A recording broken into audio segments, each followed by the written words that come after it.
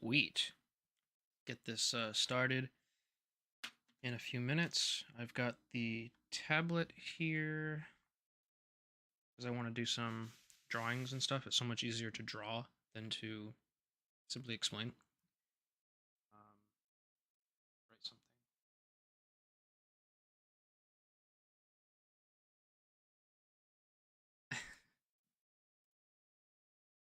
So yeah, we'll incorporate that. Hey, what's up, monkey? How you doing, man? Okay, so that works. Got the webcam. All right, I need to download the manual for the root. It's got all the little pretty signal pictures. I swear I had it somewhere.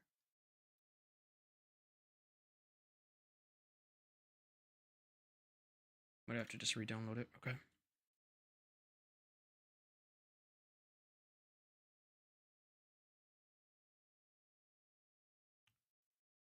You're fixing announcements? What kind of announcements are you talking about?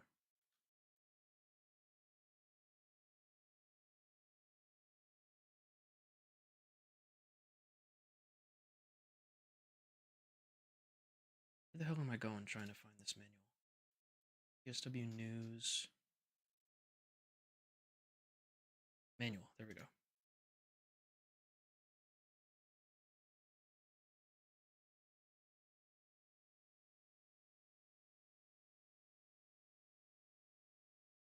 Oh, alright. That's pretty cool. So I got the manual up. Make sure that that can display properly in OBS.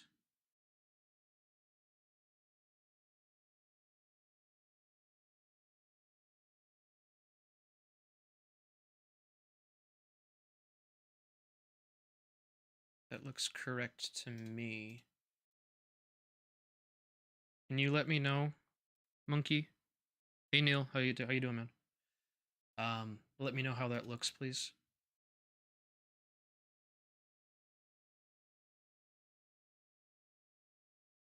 I might even zoom in a little bit, see how that looks. Yeah, that should be totally fine.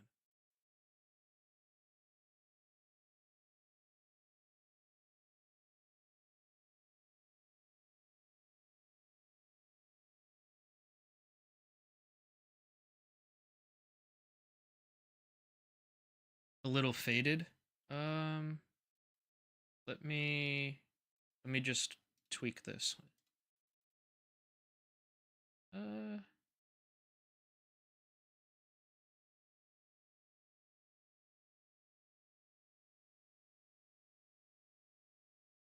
Try that. I just changed one of the little settings inside the window capture.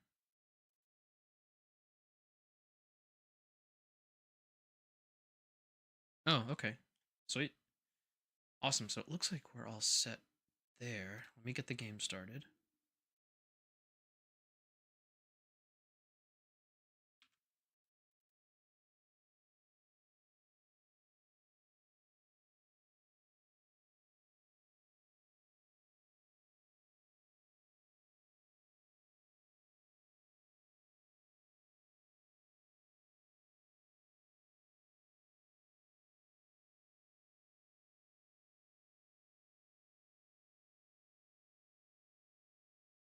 So I was thinking today that we do more of like a signaling masterclass and then kind of operate as well.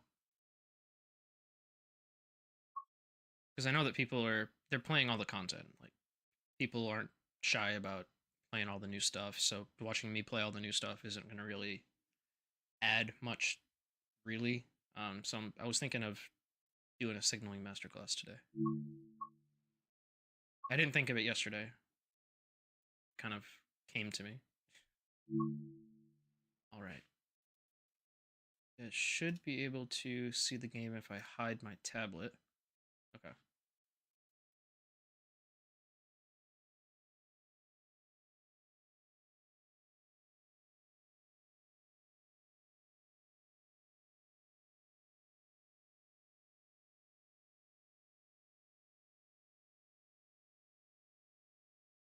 Hey, what's going on, Max?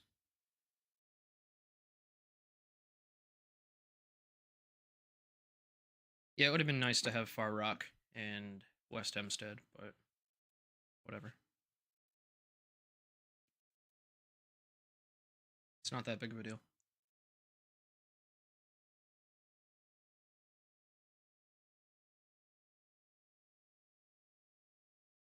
Alright, so that's all good. Got the tablet that I can toggle on and off. Let's see if it actually allows me to write something. There we go. Cool. So that'll be for the signal diagrams as we go through. I use that as like to help visual learners because I can say things like approach the next signal at medium speed, but a lot of people just don't know what that means. It'll kind of just go through one ear and out the other over their head. So drawing it out just it helps some people. It definitely helps me.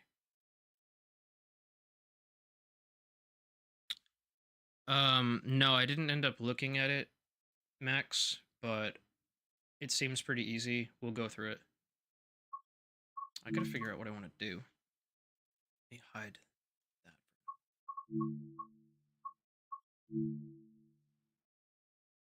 Where do I want to start? Probably Railfan, Rush Hour, Forest Hills. What do you think a good time at Forest Hills will be? Like 6:30 in the morning? That seems nice. That'll be fine. Hey Jordan, I'm doing good, man. How are you? Alright, let's get this started. So yeah, I was explaining a few minutes ago that I kind of want this to be a signaling masterclass instead of me just playing. I think you guys would get more out of it if I explain signaling a bit more. So I think that's what I'm gonna do.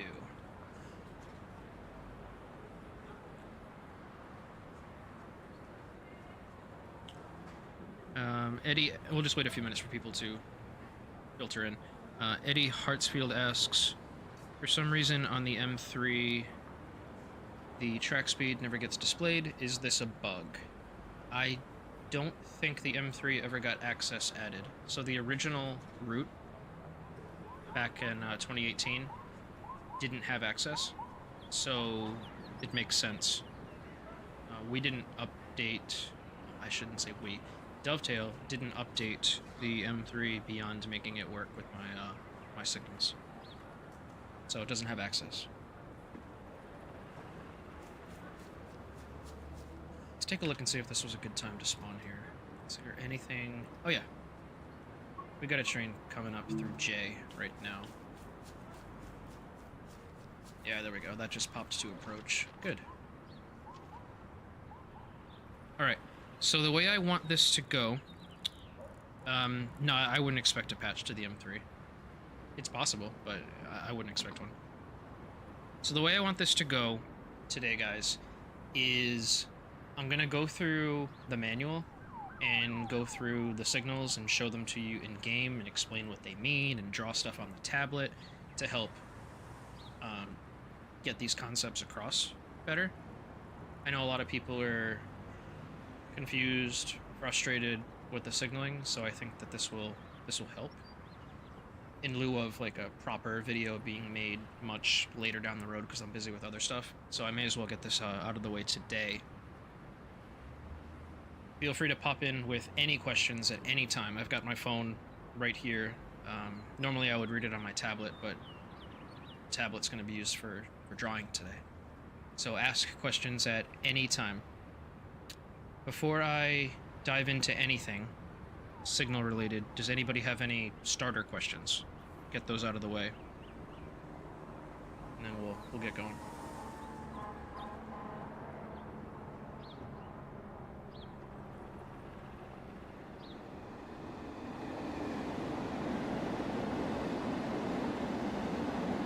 Just wait a second for any starter questions in the chat, and if I don't see any, then I'm just gonna start going.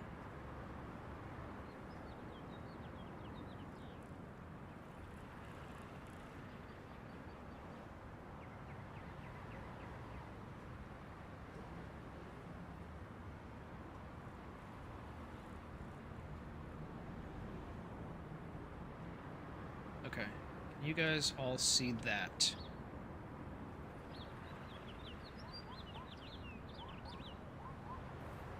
Should be able to see that. Monkey is asking, hey, really quick question.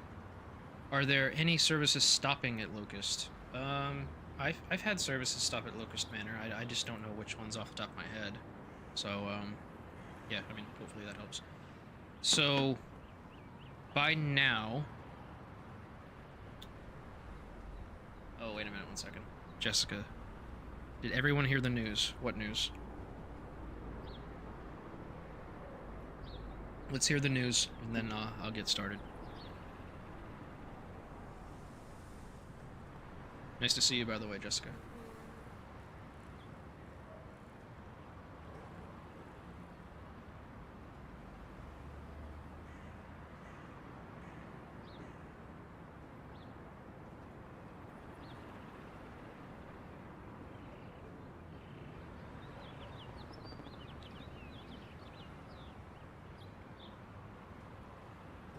Alright, well, I'm not seeing any news. Oh, actually, no, she's just posting now. Oh, never mind. It's Amtrak-related news. Jordan, we'll go through that as we go through these aspects. The difference between approach medium and advanced approach and all that. We'll get through all of that. But I want to start with the manual here, and then we'll work our way down. So hopefully you guys have had a chance to at least peruse this a little bit, and they did a really, really nice job at making these pictures and not really explaining things too in depth, just giving you the basic definitions. So we'll start with the easiest aspect to understand, which, or pretty much the easiest, it's clear. So on Long Island territory, it's represented by the 3 vertical yellow lights. These signals are called position light signals. The reason they're called that is because the aspect depends on the position of the lights. There's no different colors to these lights.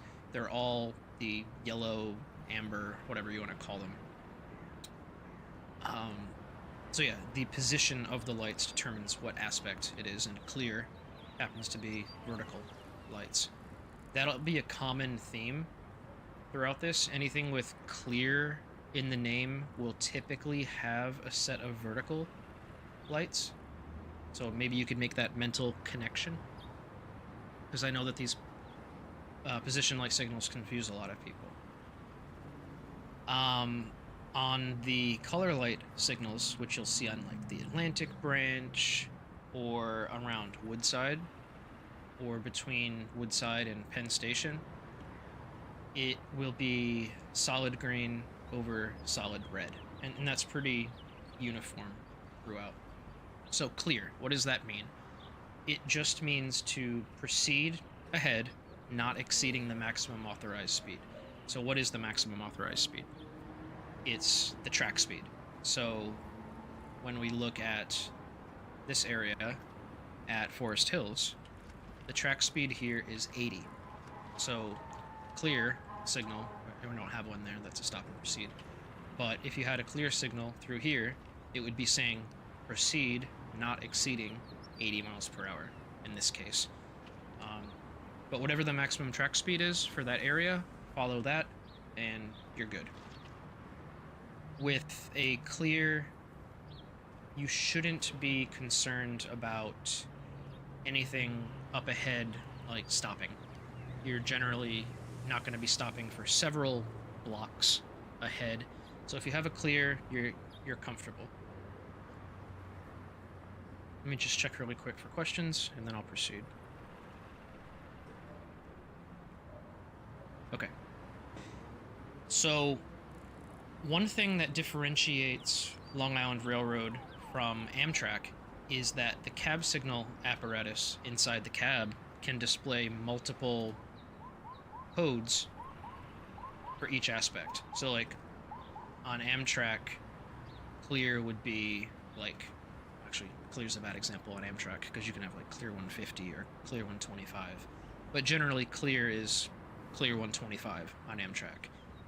In Long Island Railroad territory, you can pass a clear signal and it can show either 80, 70, or 60 on the ADU. You'll only ever see 80 or 70 between Woodside and Penn. You'll never see the 60 show up there. That's exclusively on Long Island Railroad territory. Yeah. Does anybody have any questions on clear? You can switch tracks on a clear signal. It's not very common, but it is possible. You'll see this most commonly around Queens Village, where you can switch tracks at 80 miles an hour. I wouldn't recommend going over those switches at 80 miles per hour, but you're able to do so. And you'll have no advance notice that you're going to be switching tracks. You just kind of have to know from experience that you're going to be switching tracks there. And yeah, you'll just literally switch on a clear signal. There's no advance warning. You can switch at 60 miles an hour in a couple places around, what is it, between New Hyde Park and Maryland Avenue and around Carl Place. There's interlockings, Nassau 1 and Nassau 3, where you can switch tracks at 60. So what'll happen there, let me bring up the tablet. What'll happen there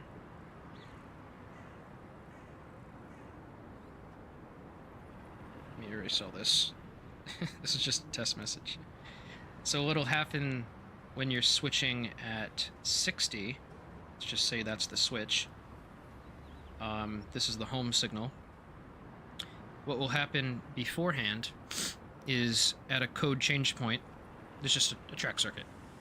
You'll get a drop to 70, and then at the clear signal, at the interlocking, you'll get dropped to 60 there, and then you'll switch tracks. So that's how that happens. Alright. That's it for clear.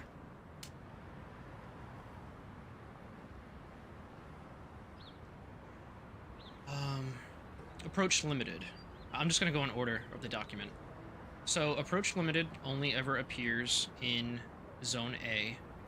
Just to make that clear where Zone A is. Zone A is between...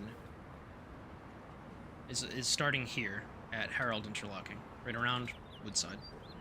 From here, all the way down through to Penn Station. This is considered Zone A.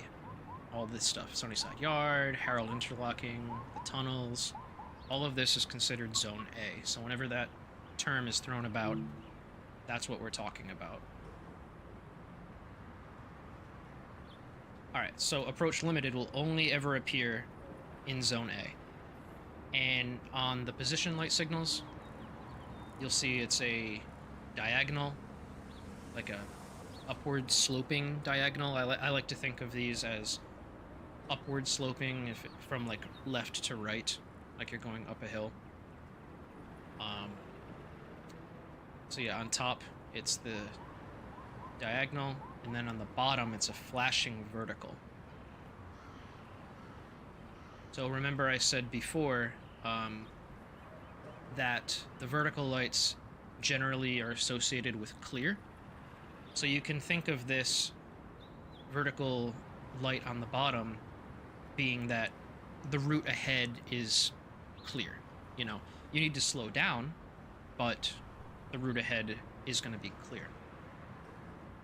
What this means is to proceed approaching the next signal at limited speed. Ooh, what's limited speed? Let me break this down really quickly. So you've got different speed classifications. You have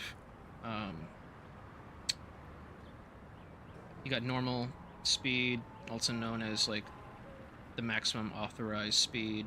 It's just track speed.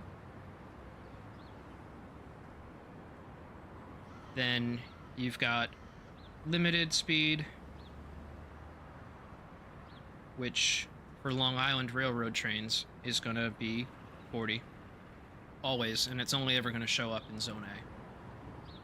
You've got medium speed, which for Long Island trains can either be 40 or 30. We'll get into that distinction in a little bit. You've got slow, which on Long Island territory can either be 30 or 15. And then you have restricted speed, which is generally anything below 15. So like coming into Atlantic Terminal, you're proceeding into the terminal at restricted speed, not exceeding 5 miles per hour. All right.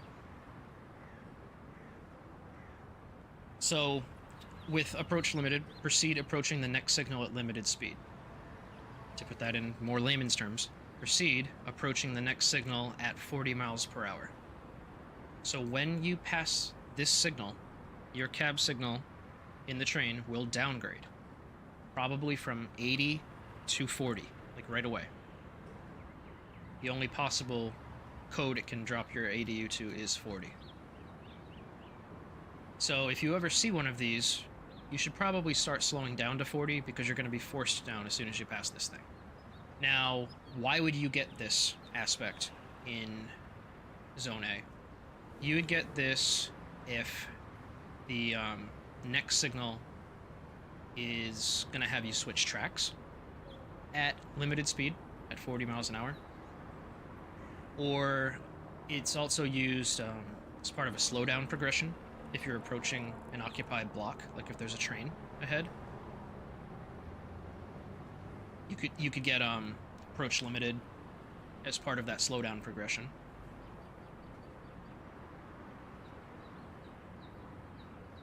Any questions on that before I just elaborate a little bit more? I'm just gonna get the tablet.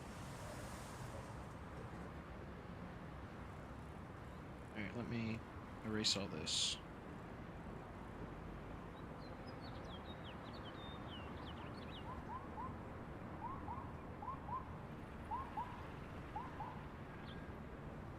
Okay. So, in Zone A, because this only appears in Zone A, you would encounter approach limited. And generally, you'd be switching tracks ahead at a limited clear signal. So this is your preparatory signal that as you slow down to 40. You're not doing anything other than preparing for something that's requiring 40 miles per hour. All right. When you hit this signal, you're not going to be doing any more than 40, and you're required not to increase speed past 40 until you've done your switching movement. Alternatively, you can, like I said, get approach limited as part of a slowdown progression. So if there's a train in front of you, let's say down here, you could get, and this is you could get approach limited, then approach, and then like a stop and proceed. So sometimes around like the East River tunnels, you'll have a progression like that. But basically, the only thing to really remember is if you have approach limited, just slow down to 40. That's all you really need to know. Alright, let's see if there's any questions before I move on to the next aspect. Eddie Hartsfield asks, how do I dodge that downgrade so the brakes don't slam on? Alright, so what I would recommend doing is zooming in the game with the camera. Let me go into the game, and you just use like your mouse wheel. So as I'm operating, I'll sometimes zoom in and try to get a glance at what the next signal aspect is.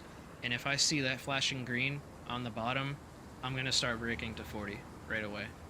There's not really an advanced notice that you're going to run into an approach limited unless you know the territory and you know which track you're going to be getting switched to. hopefully that answers your question. Kojo, we'll get into the difference between stop and proceed in a little bit. So the next aspect is limited clear, and I kind of described limited clear a bit earlier as part of the progression when switching tracks. You're only ever going to see limited clear when you are switching tracks. At 40 miles per hour specifically. It's common at the set of junctions right outside the East River tunnels. So if I show the game, it's thundering in the game. It's spooky. If I show the map, you got the tunnels here. This set of switches right outside the tunnels are notorious for having you switch at limited speed and doing that whole approach limited clear progression. You're not going to see it all that much up here at Harold. These are more of your medium speed movements, except for Amtrak, which you'll never see those moves.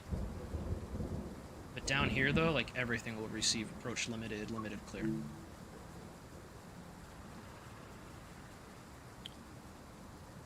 Alright. So like I said, you'll only get this when switching tracks. Basically just maintain 40 miles per hour all the way through your switching movement.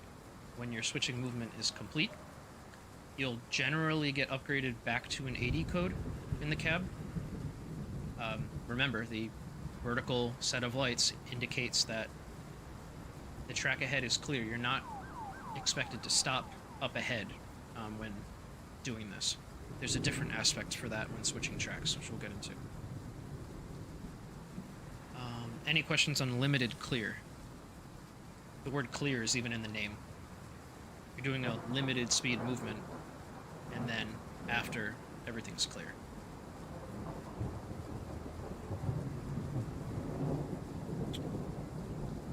Logan is asking, I find it interesting, or he's not asking, he's just saying, I find it interesting how rarely they use 45 miles per hour even when the crossovers support it. Yeah, so Amtrak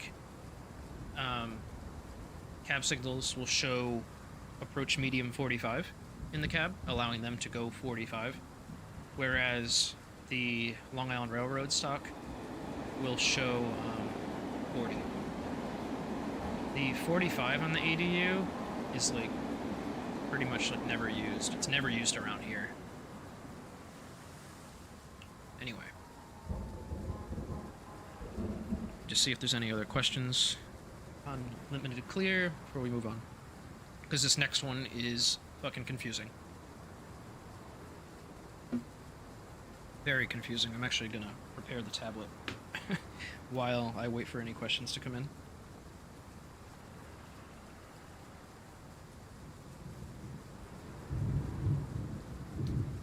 Alright, I don't see anything, so let's continue. This is probably the most versatile aspect.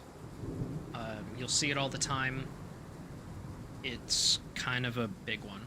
So approach medium. The essence of approach medium is to proceed approaching the next signal at medium speed. It sounds a lot like approach limited. Proceed approaching the next signal at limited speed. Except this one is medium speed. So I mentioned before that medium speed in Long Island Railroad territory can either be 40 or 30. So I'll explain where you can and can't see these different speeds. Crap, 1 second, my charging thing fell out of my tablet.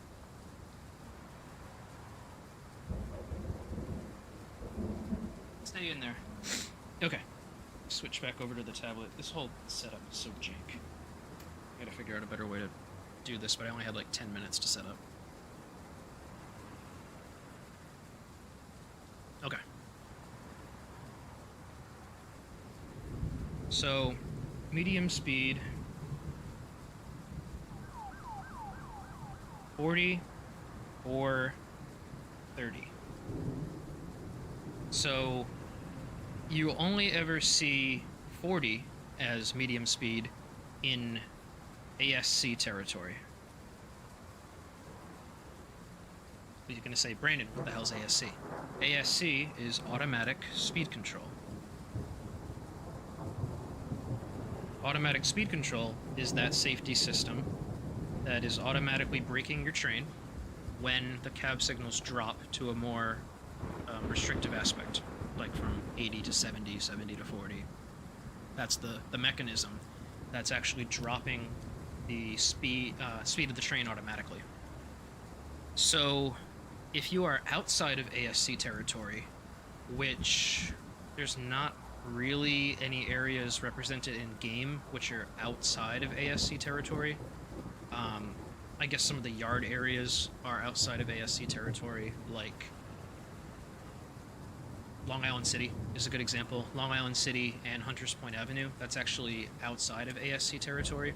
If you ever look at photos in real life around Hunters Point Avenue, you'll see at the signal a sign that says begin ASC territory, or begin ASC, and that's where automatic speed control will start kicking in, and you can get 40 when passing an approach medium, or anything requiring medium speed.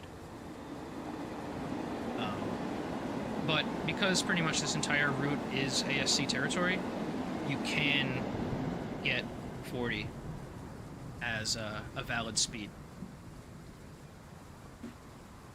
Okay. Hopefully that didn't confuse anybody. So back to this.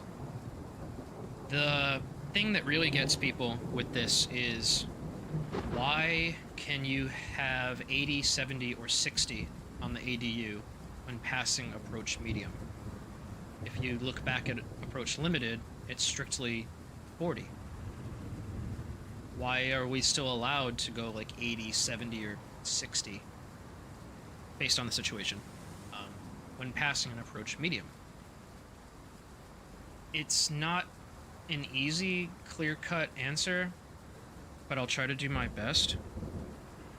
Basically, approach medium on Long Island Railroad territory. We're not talking Zone A, so we're talking from Woodside east. Approach medium is kind of used as a way to tell the engineer that there's going to be something up ahead that eventually requires you to be at medium speed. You don't need to slow down to medium speed necessarily when passing the approach medium, but you're going to need to be aware of the fact that something up ahead is going to require you to be at medium speed. So you guys will regularly in game pass approach medium and have 70 in the cab. That is a common occurrence. 60, not so much. It can happen around East New York if you're following a train. 80 never happens. I've never, ever, ever, ever seen 80 appear on the ADU after passing approach medium, ever. So it's not scripted in game. 70 is pretty common. 40 is the most common, and you can even get 30 in certain situations, like the Atlantic branch around Nostrand Avenue. You'll pass approach medium and get 30 all the time. So let me explain this from the perspective of like 70 versus 40. Why would you get, where would you get a 70 versus 40, and why? So let me go back to the tablet. And if any questions pop up, guys, just feel free to ask them. I'll stop. This is meant to help you guys. Alright, back to the tablet. Erase this. So a common example that I like to use is when you're approaching Jamaica from the west. So like you're going from New York Penn to Jamaica, and you're passing by Kew Gardens. So a very, very common example would be, you know that, actually, probably show you. Actually, it's a little bit too far away. Actually, let me go spawn at Kew Gardens. Switch to the game. And I'll show you exactly what signal bridge I'm talking about. Kew Gardens. I liked the rain. I liked the sound effects. Light rain. There we go. We'll do this at rush hour. We'll do it at 6 in the morning.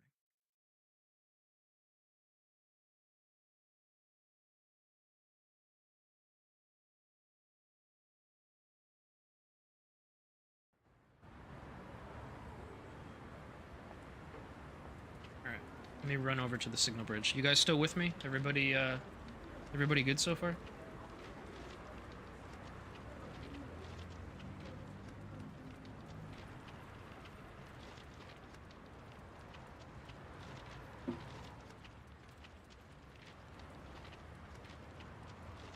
Alright, cool. So this signal bridge is kind of notorious because the signals are very, very low, and the reason for that is to make them visible because you're just coming out from underneath a tunnel on the bridge. So a pretty common thing here is, let me pull back up the tablet. Okay. Let's say you're switching tracks further down. So at the next interlocking, you're going to be switching tracks. That's a medium speed movement. In this case, it's a 30-mile-per-hour movement. So further down, and this is the next signal at J. So I'll write J. Let's say you've got a medium clear, and we haven't gotten into medium clear yet, but we will soon.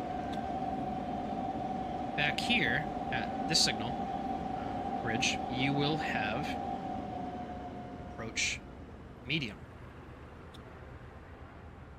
And this is over by Kew Gardens. When you pass this signal, your cab signals will drop from 80 down to 70. Remember I said before that this switching tracks movement at J is a 30-mile-per-hour movement. So you're passing this approach medium, and you are not being slowed down to the speed required to safely navigate that switch. As the engineer, you're being told by that approach medium signal that there is something up ahead that is going to require medium speed. In this case, that thing is the switching movement at 30. So what will ensure that you are actually going 30 by the time you hit that switch? Well, there is a track circuit about, I don't know, a little bit past the station that will, without you even noticing, you won't even see the track circuit. It's kind of invisible. It will drop your cabs to 30 at that point. So you'll be at 80 code at this point. Then you will, at the next track circuit, actually, sorry, you will be at an 80 code, hitting this signal. Approach medium would be here. Your cabs would drop to 70. Then at about, I don't know, I want to say right here, a little bit outside of J interlocking, you'll get dropped down to 30 code, and then from there you'll hit the medium clear at 30 miles an hour already, and then you'll safely be able to navigate that switch. There are other cases outside of switching tracks where you'll get approach medium. I'll use the same set of signals here. So again, approach medium. Oops, wrong thing. Approach medium. It would still be the same thing, 80 to 70. Another common example that you'll experience at these exact signals. And then you'll have an approach slow. We haven't gotten into approach slow yet. And that approach slow will enforce 40. The track circuit that I talked about before will drop you down to 40, which is medium speed. Because this is automatic speed control territory. It'll drop you down to medium speed before hitting that approach slow signal. So, in many cases, approach medium, just think in your head when you pass one, there's something up ahead that is going to be requiring me to be going medium speed. So just keep that in mind. All right. I'll do one more quick example. Think of some questions. The example, yes.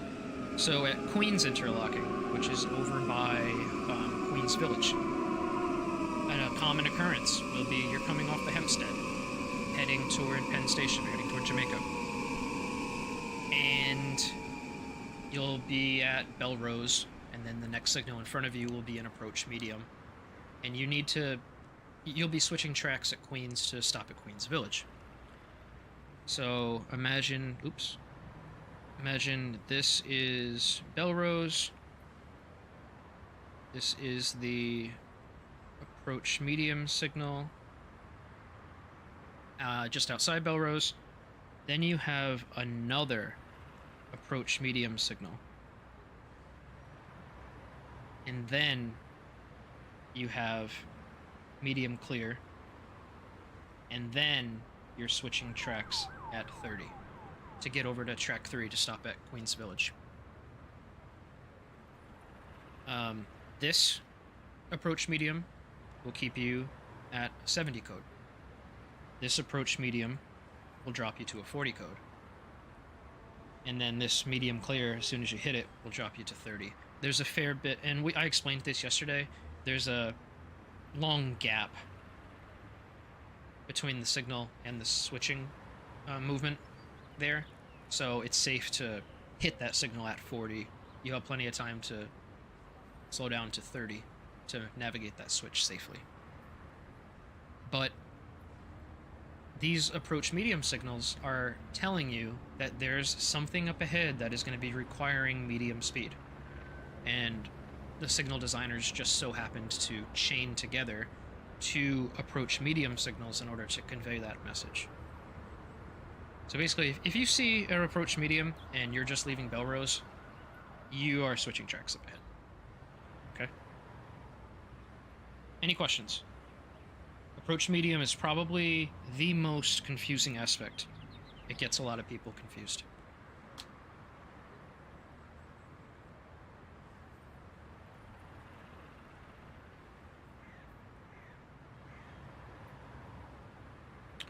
Now we're getting into somebody's question from before. Jordan had asked before, what's the difference between approach medium and advance approach? We're going to get into that now. I'm just going to wait a moment for any questions.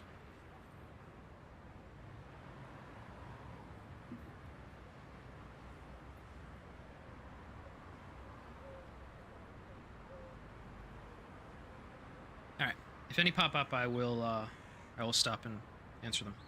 So, advance approach. This is one of the aspects that only shows up in Zone A.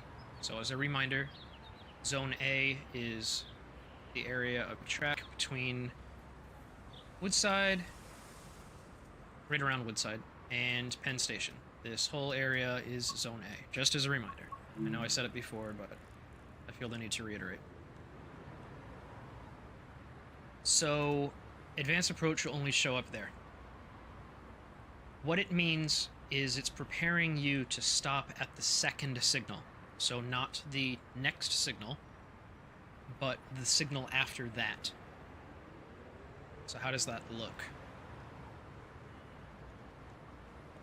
How that looks is you have your advance approach. There's nothing on the second head. What am I doing? You have your advance approach, flashing yellow on top, by the way, or flashing diagonal on top.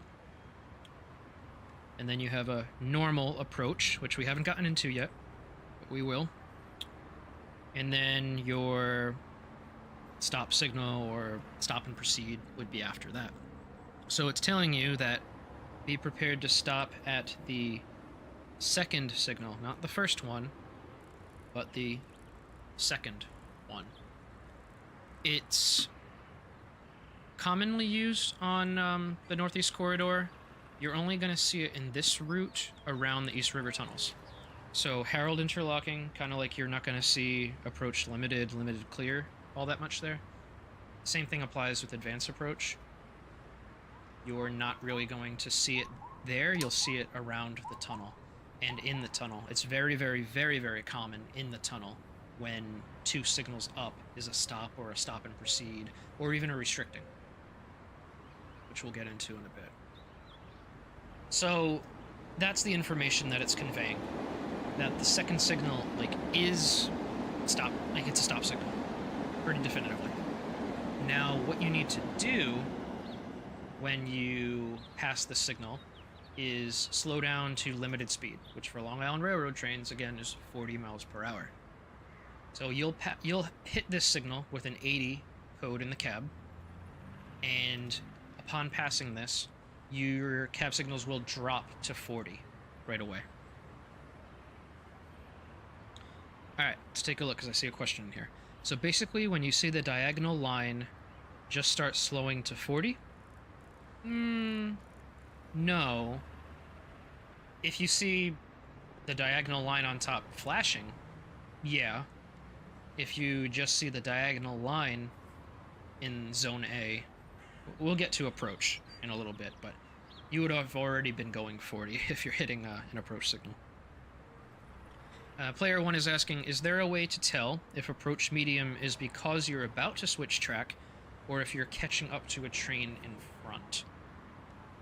Yes, there is. If there's an area, like a great example is between Forest Hills and Woodside, where you have no switches, but you've got tons of automatic block signals placed throughout, many of which are capable of displaying approach medium.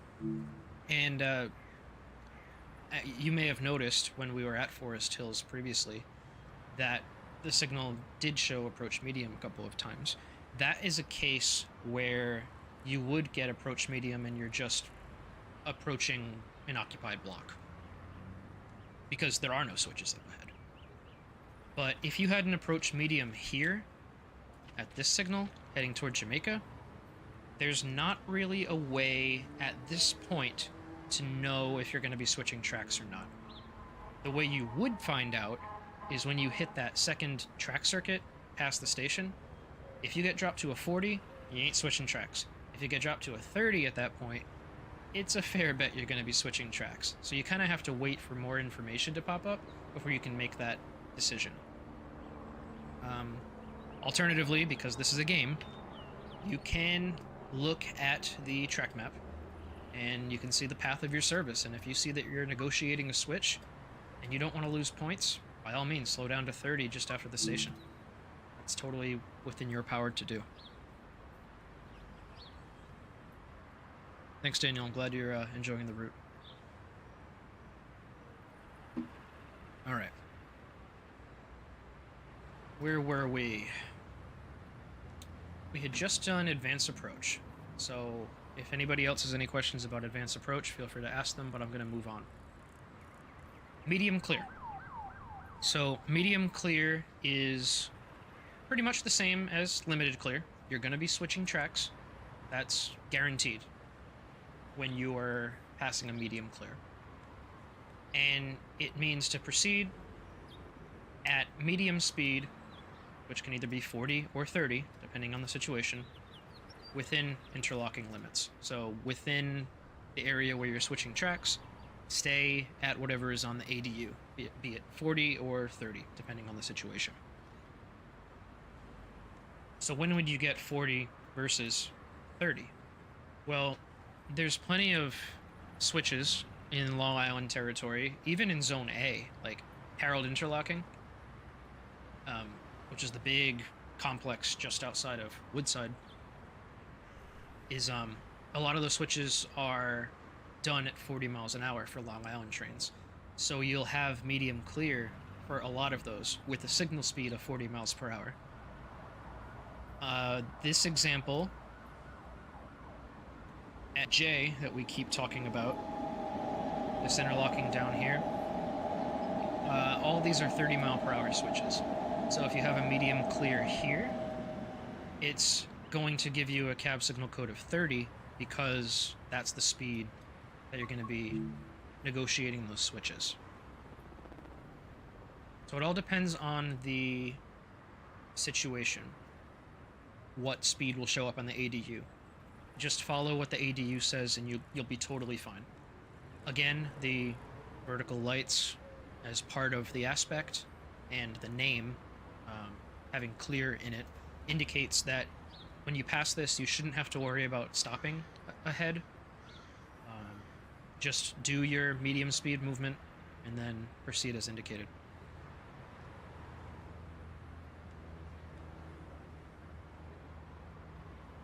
Okay. On to approach. Approach is a good indication that the next signal is either a stop signal or a restricting signal. So this is preparing you to stop at the next signal. If you're familiar with UK signaling, it's the same thing as like a single yellow. Yeah, just control the train prepared to stop at the next signal. Now, the other caveat with this is you need to slow down to medium speed once you pass the signal. So in Zone A, that's generally going to be 30. But you can also get an approach 15. I'll explain that in a little bit. But let's go over the most common ones, which are approach 40 and approach 30. In Amtrak territory, you're only ever going to see approach 30. Like, there is no other code, really, for approach other than 30 in the Amtrak world. So to have 40 and 15 confuses a lot of people, that you're only ever going to see those in Long Island Railroad territory.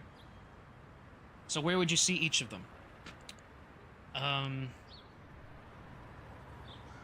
40, you'll see a lot. I like using this example between Kew Gardens and Woodside because you have all these consecutive block signals. You'll see it here a lot, where there will be a train up ahead and the signal blocks are spaced out so much that you can safely hit that signal at 40 and there's plenty of time to brake if this next signal is a stop. So that's a common example where you'll see an approach 40, approach 30. Where's an approach 30 used? Oh, actually, this is a great example. Approach 30 is used here at this signal bridge. So when the next signal down there at J is a stop or a restricting, this signal will display approach, but it'll give you a cab signal code of 30 when passed. So 40 and 30 are used in different areas. 15 is most commonly utilized when the signals are close together, but you still have the approach signal being your preparation to stop at the next signal. The signals are just much closer than like this area. A good example of that, and let me go there on foot right now, because that'll be a good area. It's Woodside. Keep talking about Woodside. Let's go there.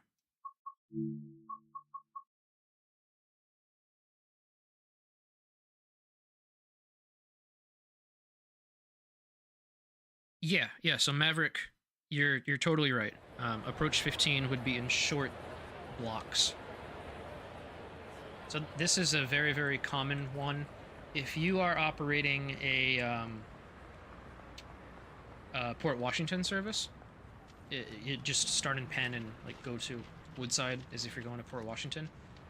You will get an approach at this block signal, because the next signal, which is just at the end of the platform, mind you, is going to be a stop. And as you can see, it's a pretty short block.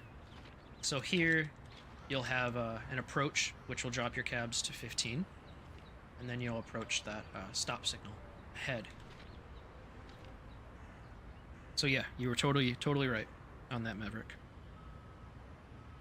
But most commonly, it'll be 40 or 30. But in these areas with shorter blocks, you'll have 15.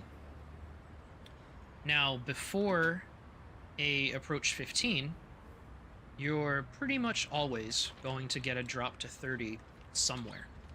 So there's a invisible track circuit just around the bend there, and if you're approaching this approach signal, you'll get a drop from 40 to 30 at that point. So just be mindful of that.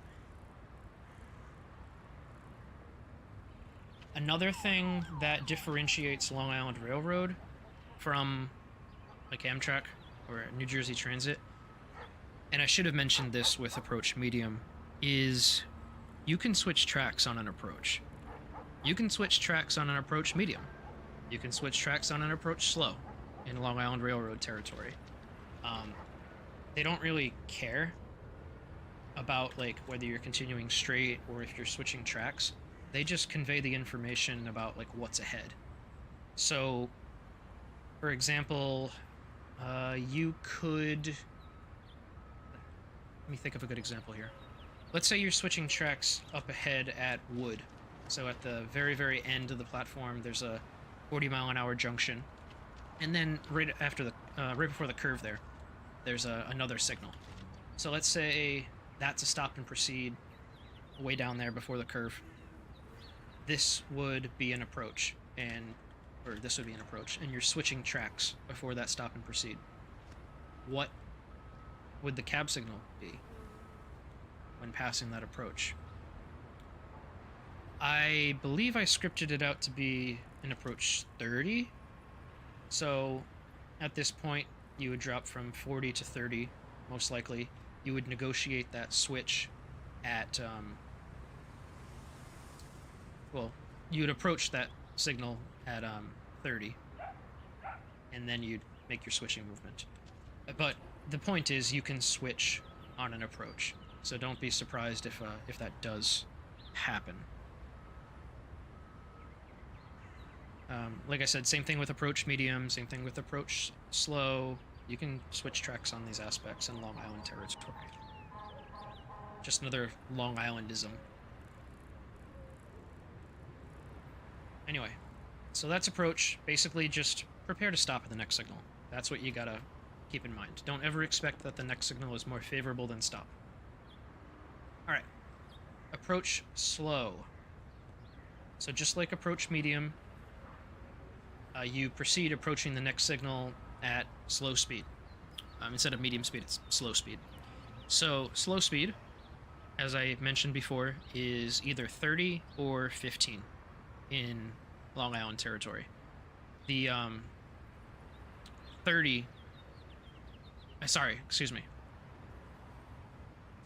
How do I say this? Slow speed is either 30 or 15, with 15 being the most common. The thing that trips people up with approach slow is that after passing, you need to start slowing to medium speed after passing. So, without getting too detailed, the essence of approach slow is to prepare you for something up ahead that requires slow speed. Just like with approach medium, it's warning you that there is something up ahead that requires medium speed. The same information is being conveyed by approach slow. You just have the added caveat of having to slow down to medium speed once you pass the signal. Now, whether that medium speed is 40 or 30 depends on the area. In Zone A, that medium speed is always going to be 30. In LIRR territory, it could either be 40 or 30. The most common one that I see is 40. So like, over by J, I like using this interlocking as an example. It's further down.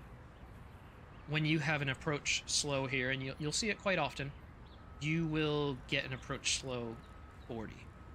Now, the reason you have approach slow there is because after the curve, right around here, you have a signal that would require you to be going slow speed.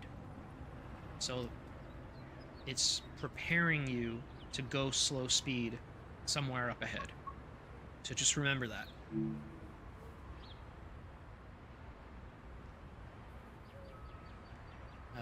Oops, I didn't go to the game to show you the map. It doesn't matter. You know the interlocking I'm talking about. What else can I say about approach slow? So it's typically used... Here, I'll draw this out.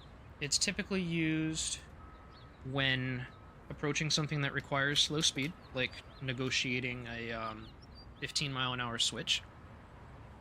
So you'll get approach slow. You'll slow down to, I don't know, let's say 30 this time. And then up ahead, you'll run into a slow approach, which is a, we'll get into that soon. And that one would require you to be switching tracks at 15. So the presence of the approach slow is to warn you that there is something up ahead that is going to require going slow speed, in this case 15. And that would be, in this case, switching tracks. Approach slow can also be used kind of as a slowdown progression. I don't really see it all that often. You'll generally see approach medium thrown in there as part of a slowdown progression. But approach slow could be... It's most commonly used when approaching something that requires you to switch tracks at slow speed. So it could be like an approach slow 30 into a slow clear, slow approach, anything like that. Oops. Why is my tablet doing this? Go away. Alright. So hopefully approach slow makes sense. You can also switch tracks on an approach slow. I will show you where that it's most common. So if you are coming off of the Montauk, headed toward Jamaica, so that like big tall bridge over by Hillside, at the bottom of that hill, hopefully you can hear me, that train going by. Oh shit. Let me get out of the way. So back to the map. At the bottom of the hill, where am I? There's Hillside. Okay. If you're switching tracks, there's a 30-mile-an-hour. I believe it's 30. Yeah, 30-mile-an-hour crossover over here. You can actually switch tracks here on an approach slow. So around here, you would get dropped to a 30 code in the cab. You would run up on this approach slow signal, which would keep you at 30, and you'd be able to negotiate that switch at 30 miles per hour. Because like I said, Long Island Railroad, they don't really care whether you're switching tracks or not. They're just trying to convey information about what's ahead.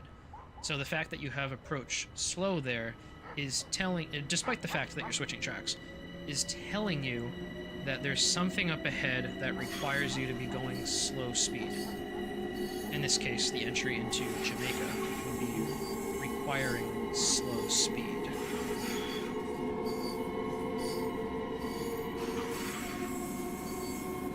Any questions on any of this so far before we get into medium approach? Train's going by my house, it just blew the horn. I'm just going to use the bathroom really quick. If you guys have any questions to throw into the chat, please just do so, but I will be right back.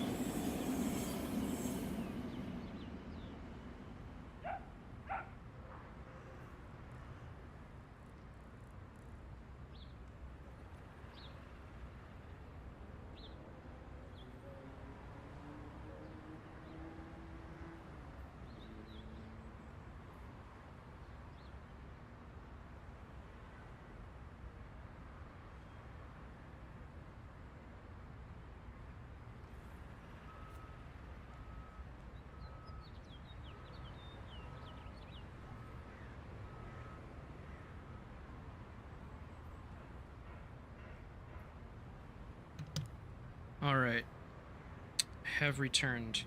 Oh, I think there was a question that I missed from Lorenzo. What is the number that is above or below signals? I think you're talking about like that. That number plate is just an identifier for the signal. And we'll get into the significance of those with respect to how to control the train in a little bit.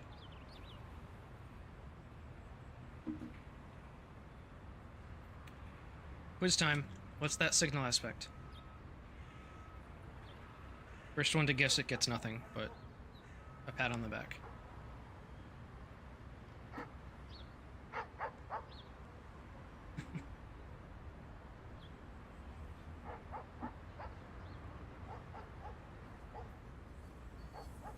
Yay, Maverick got it. It's clear. Good. Kojo got it. It's a clear. Nice.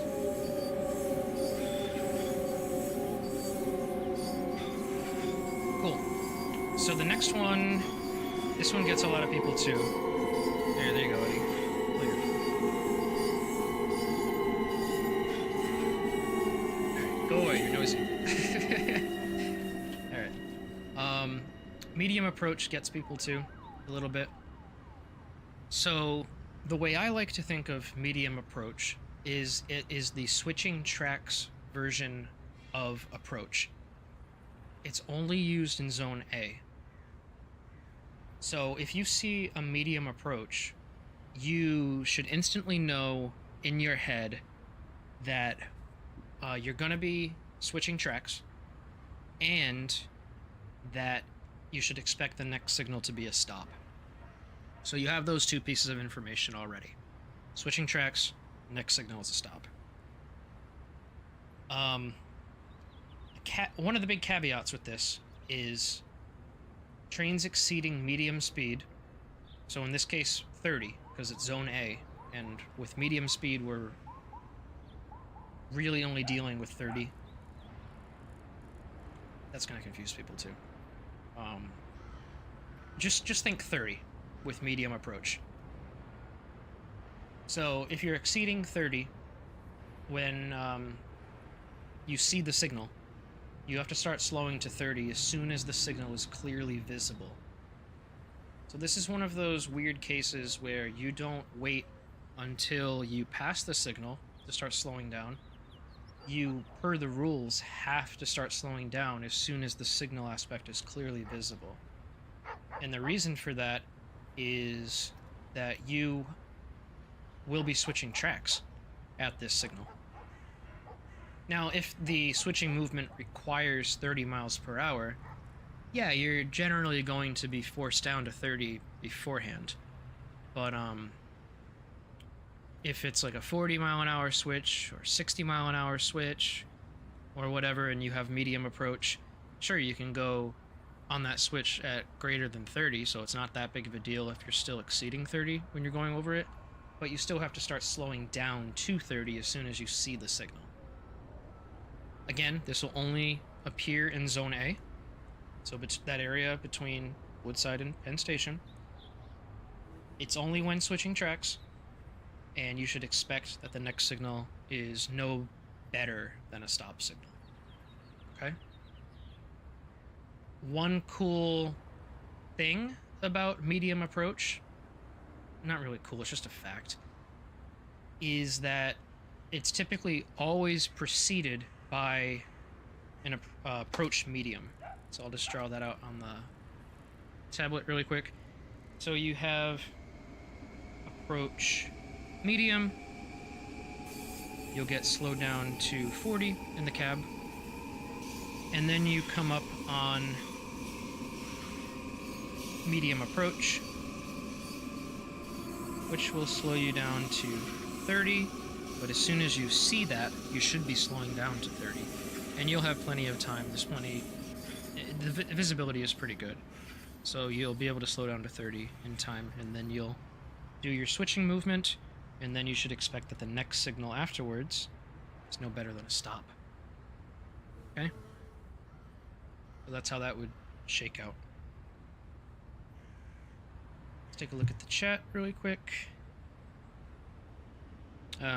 Janos, sorry if I'm mispronouncing your name, says, let me get out of this area, this is loud. These trains are just killing me. Then I'll read your question. Okay. So anyway, Janos says, I have encountered a weird one. It was near Jamaica. The ADU showed 30, and the signal was a single horizontal yellow light. I thought it was going to be a SPAD, but passing it was fine. Was it medium approach? No.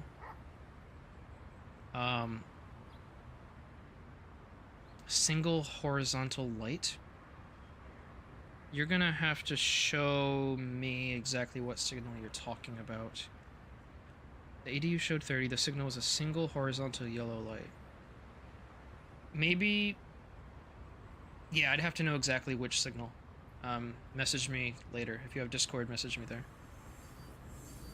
It could have been something like a slow approach, and you mistook it, or... yeah, there's gotta be an explanation for it. Will is asking, is medium approach common when coming into Penn? No.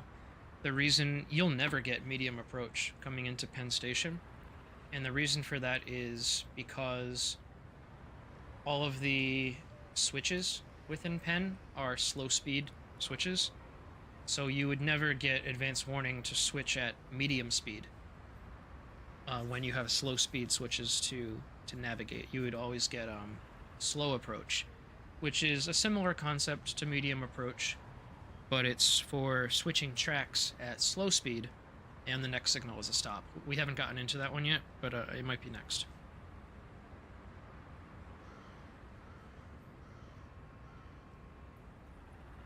Cool.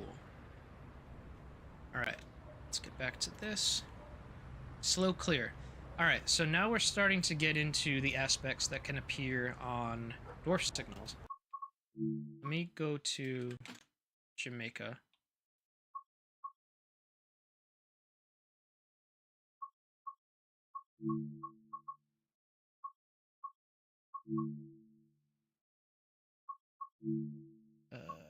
Not there, Jamaica.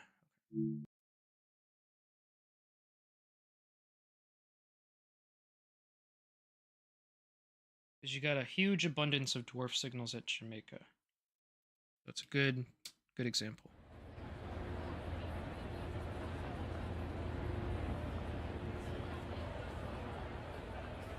We'll just go to the ones at Hall interlocking down here. We'll go stand next to Hall Tower. It's that guy right there.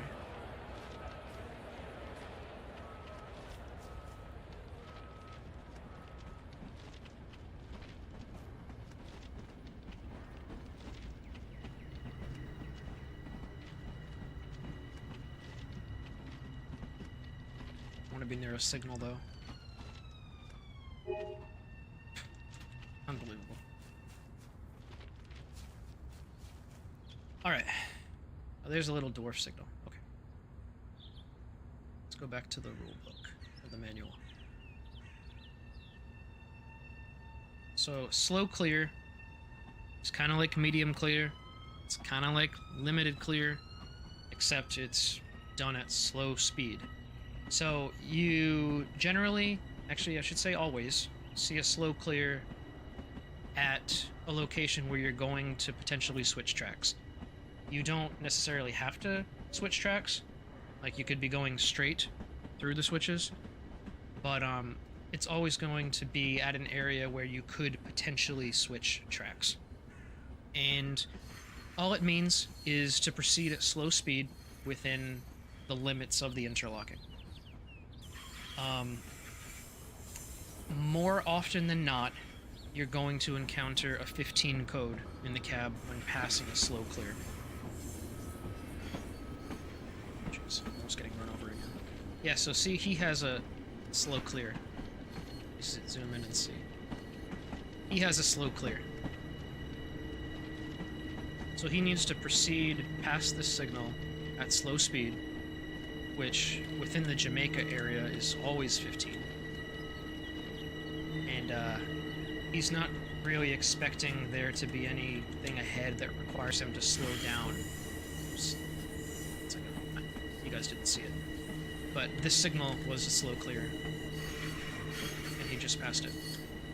There's nothing up ahead that's going to require him to be prepared to stop or anything like that. Again, go back to the vertical lights in the aspect, name clear, in the name. You're not preparing to stop when you pass a slow clear. Like I said, more often than not, it's going to be 15 in the cab. There are cases in automatic speed control territory where a slow clear can give you a 30. And the one area is actually right over here at Jamaica. I'll show you that really fast. So there is a 30-mile-an-hour switch just outside of Jamaica over here, and it is protected by a dwarf signal. So regardless of whether you're going straight or switching tracks there, the most favorable cab signal aspect you can have is 30. Because those little dwarf signals, the best thing that they can give you is slow clear. Let's run down here. I'll show you that switch. These are all 15-mile-per-hour switches. 15, 15. It's a little bit of a walk. That's okay. We'll get our steps in. See if there's any questions. Does not look like there are any questions. Let's see if I'm gonna get run over. No, I'm good.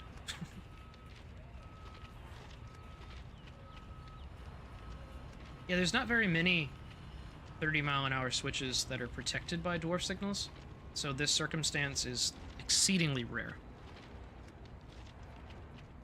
But it does happen. And if you do have a scenario or a service that does go over this switch, then you will see it. Almost there.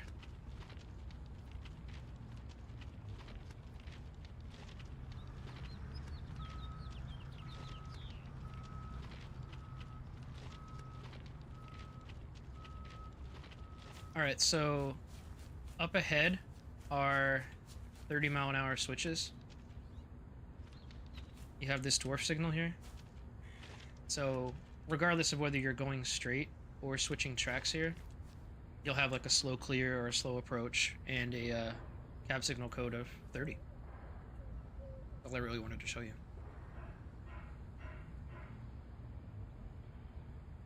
When coming up to a slow clear, you generally will have something that prepares you for going slow speed beforehand. So like an approach slow would be kind of common, but since these are concentrated in yard areas, you'll generally have like a slow clear and then a slow clear and then a slow clear, like strings of dwarf signals displaying slow clear.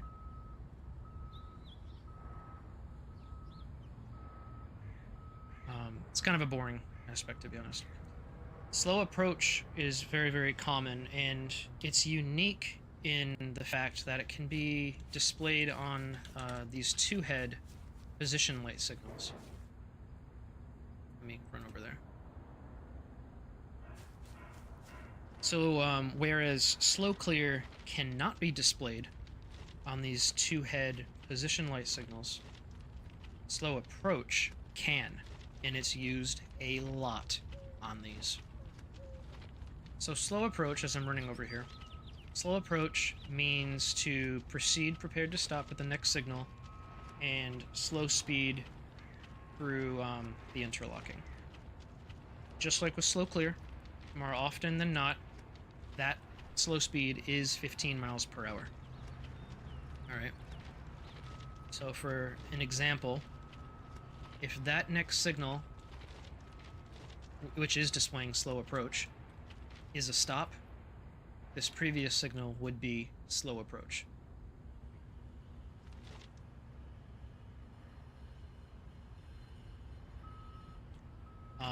Around this area that I just showed you in game, slow approach will be preceded by an approach slow. You can actually see that right here. So approach slow right here. And then it's kind of difficult to see, but take my word for it. The next signal is a slow approach. So this is your preparatory signal telling you that you need to be going slow speed for something up ahead.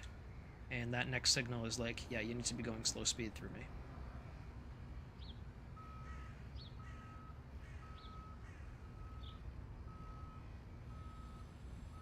Okay, I'll remember that, Lorenzo, to use photo mode to move around faster. I don't normally do this, so I don't really know all the little tricks. Slow approach can be displayed a variety of ways. So on the two head signals, it's horizontal over diagonal. On the little baby signals, it's just diagonal. On the color light dwarf signals, you'll see these in Jamaica pretty often. It'll be a flashing yellow, which catches some people off guard. Flashing yellow on these things. And then from there, it's only ever seen on the other color light signals as three-headed aspect. So in Zone A, you'll only ever get slow approach on a tri-light signal if it has three heads. And those aren't very common. But you can see it there. Alright, if there are any questions, just pop them in the chat. We are almost done. There's only 3 other aspects to go.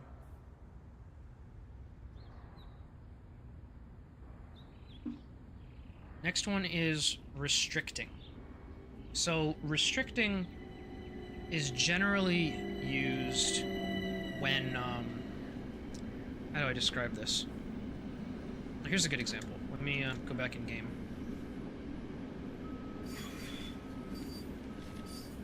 You've got this layup track right here, which just ends at a bumper block. I'll remember to use photo mode next time. I'm just so close to the signal, I'm just gonna run there.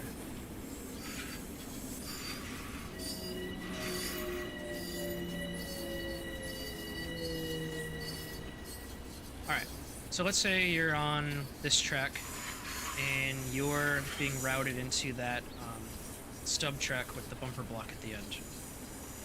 This would be the last signal before entering that end of track area. The last signal before the end of track. In that case, you would have a restricting signal. It's also used when going into yard areas, so Long Beach. When coming into Long Beach, you'll have a restricting signal going in because you're entering an area with manual switches that's unsignaled territory. So when you're going from signal territory to unsignaled territory, you'll have a restricting signal there. The other place where it can be used is if there's another train ahead. So like, kind of difficult to explain, but let's say there's another train like just past that next signal. And you're like right here. This signal would display restricting. So what does restricting mean for you as an operator? There's a lot of rules for how to control your train at restricted speed. So by default, restricted speed on LIRR territory is 15. However, it can be slower. So coming into Atlantic Terminal, you'll have a restricting signal, and that just means proceed at restricted speed, not exceeding 5 miles per hour, because the track speed there is 5. Same thing can be said for Jamaica D Yard, which is the yard right next to Jamaica. That's 10 miles an hour. Proceed at restricted speed, not exceeding 10 miles per hour. So restricted speed can be anything, really, but it's generally 15 or less. So how do you control your train? There's a bunch of things that you need to keep an eye out for. The official rules... Hey, Punk. How you doing, man? The official rules state that you need to be You need to control the train in such a way so that you can stop within 1/2 the range of vision. Well, what the hell does that mean? What that means is, let's say you can see up to that next signal bridge in the distance. All right? That's your range of vision. If you're traveling at under the rules of restricted speed, you need to be able to bring the train to a complete stop in half that distance. So that's what it means by within 1/2 the range of vision. You need to be able to stop within 1/2 the range of vision, short of stop signals, other trains, objects occupying the track, switch points that are misaligned.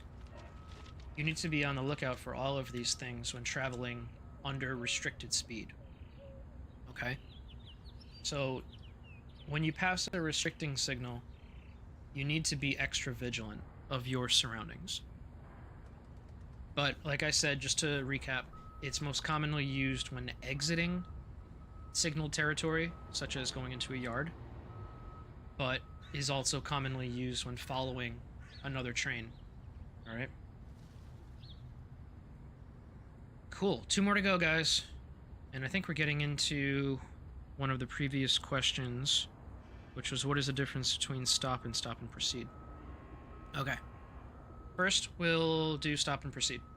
So stop and proceed is very commonly seen when the next block is occupied by a train. I don't see any. Actually, no, we got one over here.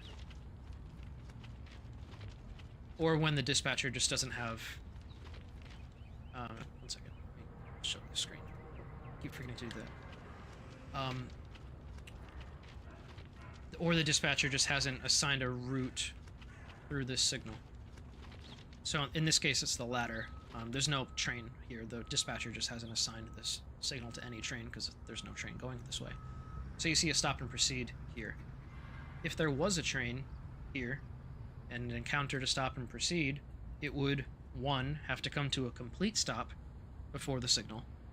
Doesn't matter like how far back really, but you get kind of close, like right here or whatever, come to a complete stop. And then afterward, you can proceed through the signal at restricted speed. So stop and then proceed at restricted speed. It's literally spelled out for you right there. Now restricted speed is just what I talked about before. Proceed, prepared to stop within 1/2 the range of vision. So if you can see a mile, you have to be prepared to stop within 1/2 mile. Short of stop signals, other trains, objects following the track, misaligned switches, things like that. All right? So a lot of people see red over red and they think, uh-oh, I'm gonna spad if I don't stop at this signal. You're not gonna spad at a stop and proceed. If it's a absolute stop signal, which we'll go over next, yes, you will spad. So there is a little caveat to stop and proceed, which applies to Zone A. If a signal has a number plate on it, and it's in Zone A, and it's displaying red over red, it's regarded as a stop and proceed signal. Okay? Only if it has a number plate. This doesn't apply within the Penn Station complex, because those signals protect junctions. I'm talking about just a normal block signal that doesn't protect a junction, that is displaying red over red. If it has a number plate attached to it, it's regarded as a stop and proceed. So let me go back into game. I will show you a common example in Zone A. Pretty much anything in the tunnel is fair game, because those are just normal block signals that do not protect junctions, that display red over red, that have number plates. But there are other examples scattered around Sunnyside Yard. Where are we? Sunnyside Yard. While this loads, let's check the chat. Maverick is saying restricted speed... Excuse me. Restricted speed is something you don't mess around with. Not following restricted speed has led to some nasty wrecks. Yes, it's true. All right, so we're in Sunnyside Yard. Let's go up here. Actually, we're pretty close to where you can get stop and proceed. In Zone A. This signal bridge right here. When you're going in the other direction toward Penn Station, you can get stop and proceed here. Wow, look at how packed Sunnyside Yard is. It's pretty cool to see.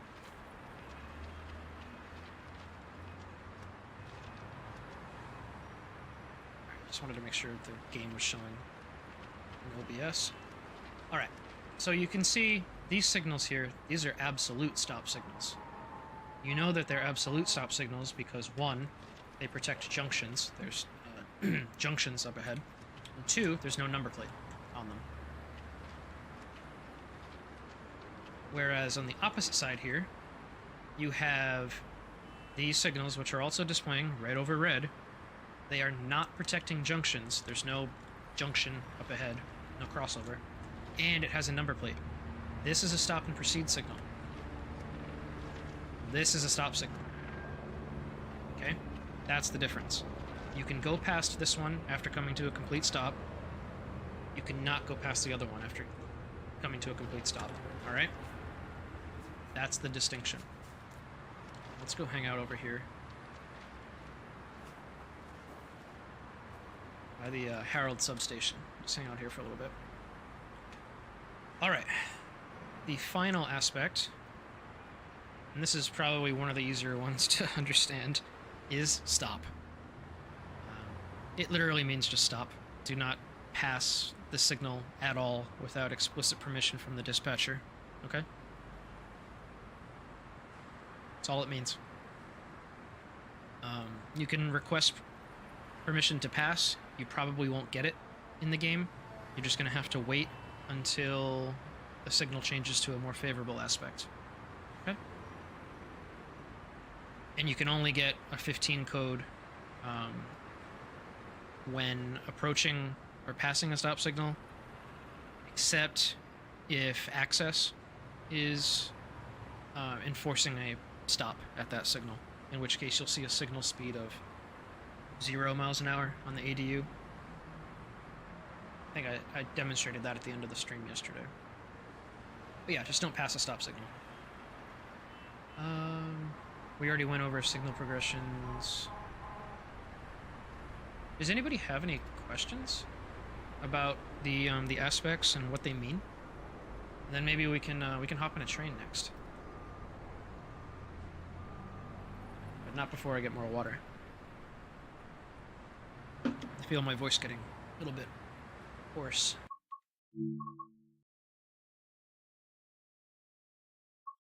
So Maverick is asking, to pass an absolute stop, is it verbal permission only or written? Here it's written. So around here, I live right next to the Northeast Corridor. So over here, because Amtrak follows NORAC, which is the Northeast Operating Rules Advisory Committee, it's called a Rule 241. So for a Rule 241, it's written down on paper, but it's verbal permission given by the dispatcher. Yeah.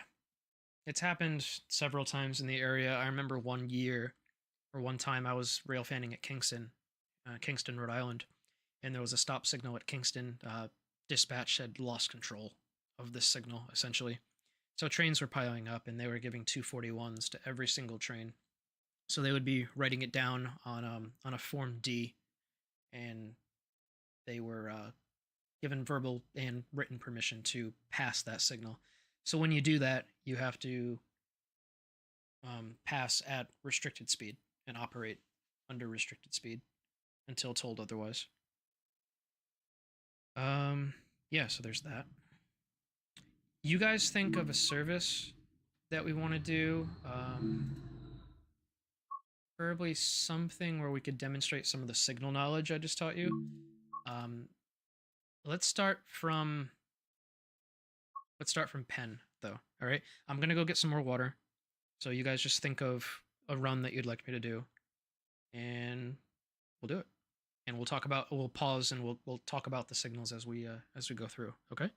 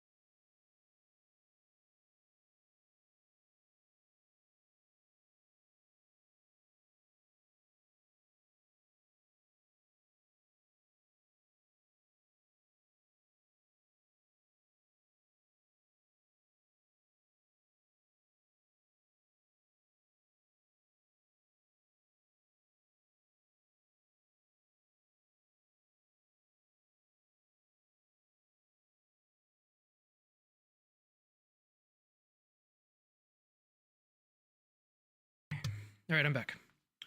Let's see if there's any follow-up questions. NYC Aviation is asking for service 2815. Check out what that one is. 2815. I'm just gonna see. All right, that is an M7. I did choose M7, right? Yeah, M7.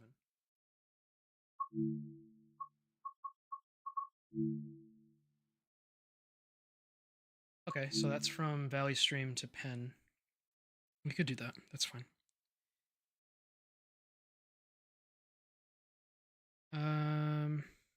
Lorenzo's asking, does the LIRR have any Rule 256 territory? So LIRR, I don't know. That's probably like a NORAC thing, but the LIRR doesn't follow NORAC, so that's kind of why they took a lot of their inspiration for their signals from the Pennsylvania Railroad, but they kind of done their own thing with it. That's why you have all these crazy cab signal codes when passing things like an approach medium. Because if they followed NORAC, they wouldn't be able to have that kind of flexibility in establishing their own rules. So they do their own thing.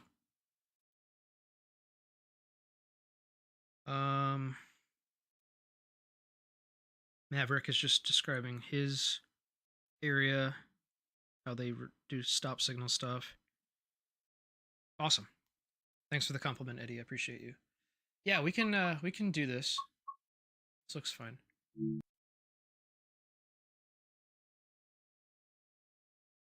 I don't think I've done this service.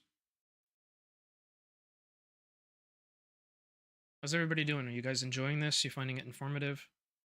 Not too boring? This stuff is only so engaging, you know?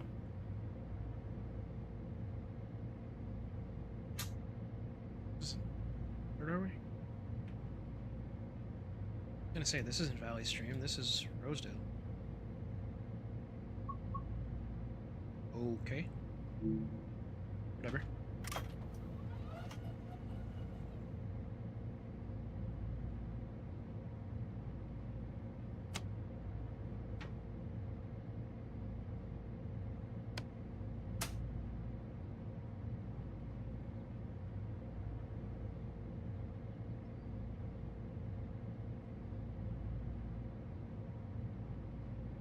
So we have another minute or so to wait.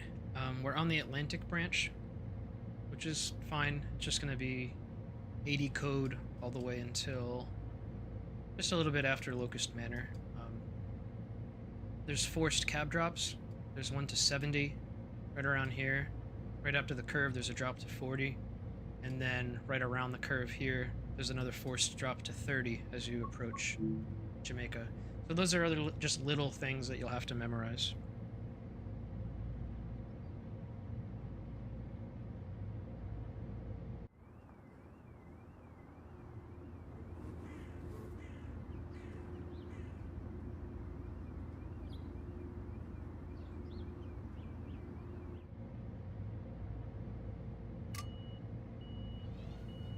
What is my next stop?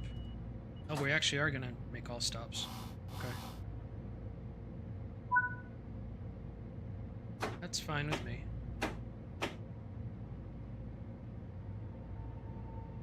Just gonna be a little bit boring for a little bit, but gives people a chance to ask any follow-up questions that they have on the signals that they may have had forgot about before.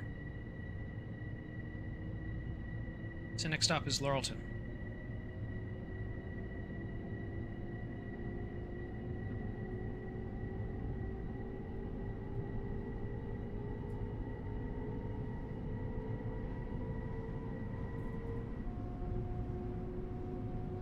So because we have an 80 in the cab here, you can think of that as if we had just passed a clear signal, okay?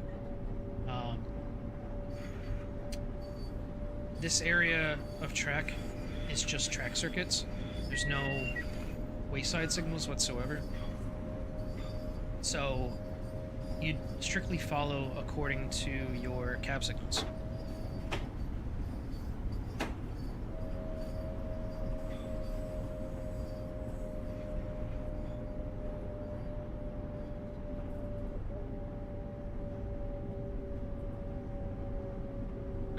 Dutch is asking, why was the door panel moved? It was at the request of the Long Island Railroad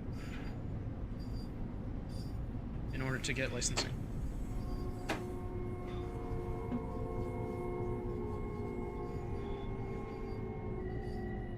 We got a 10-car train, so we're stopping at the 10-car marker.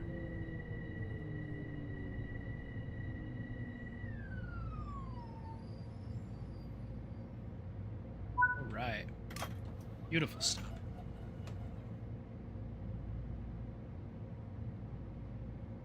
Got another minute or so to wait. Yeah, a little bit short, but whatever. Yeah, so before, so for the previous Long Island Railroad route, the Long Island Railroad themselves was not very involved in, nitpicking all the safety system stuff and security and everything. They kind of just gave us gave Dovetail the approval. This time around, I guess they had different people in charge, and they were very, very involved throughout the entire process, even coming down to approving the manual that got shipped out. So, because of how much more interested they were in ensuring that procedures for stealing a train and all that shit weren't in the game, they were very, very involved. And that's why it got delayed, and that's why it took so long to get to you guys.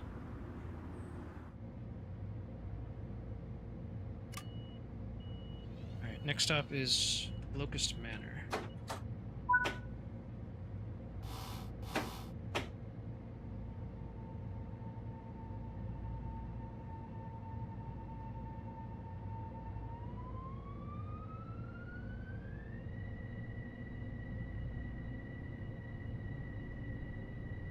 So what do we have after... We got Jamaica, and then straight to Penn. Okay, I love it. This is probably going to end up in a conga line of trains, but we'll see.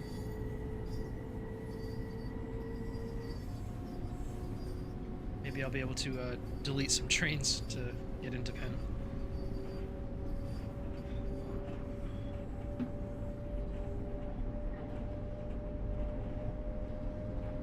Alright, so we're coming up to Locust Manor.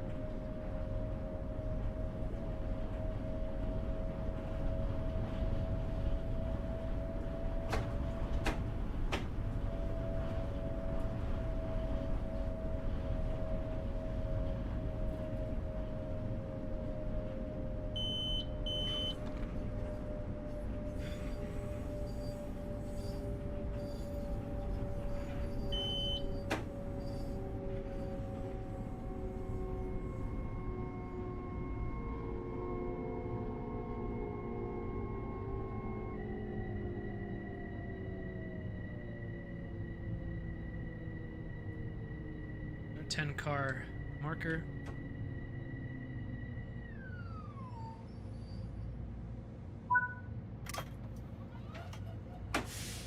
Ah, shit, I dumped the train.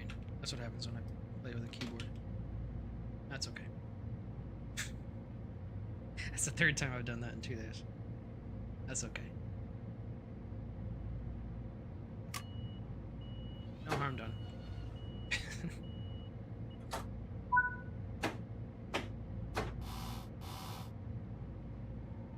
Alright, next stop is Jamaica. So we're gonna have 3 forced cab drops. Well, 4 technically. Before we hit Jamaica. So I'll show you where those are.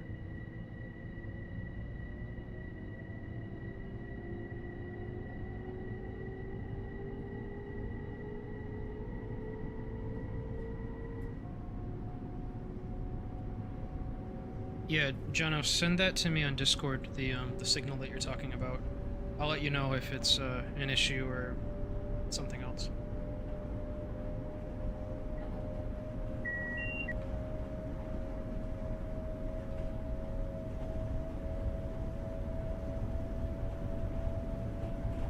Yeah, it is difficult at times to see which ADU code is lit based on the angle of the sun.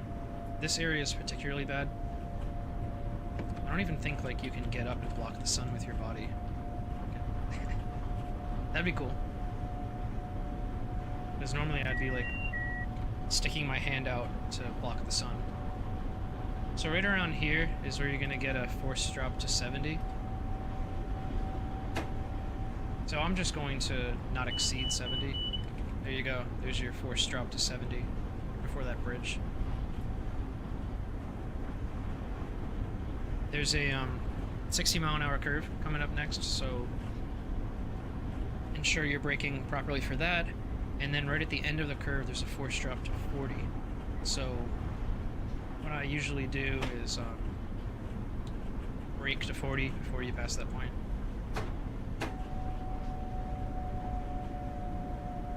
Here's the 60 curve.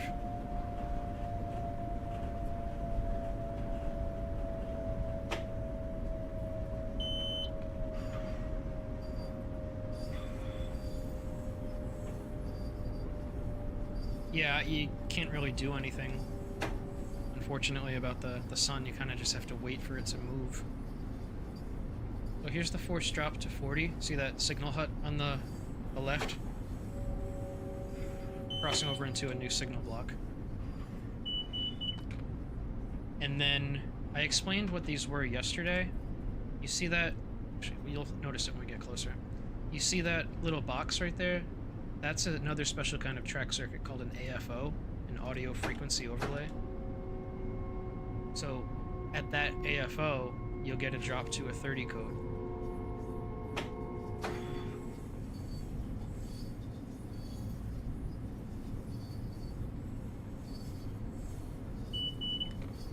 And there you go. There's your drop to 30.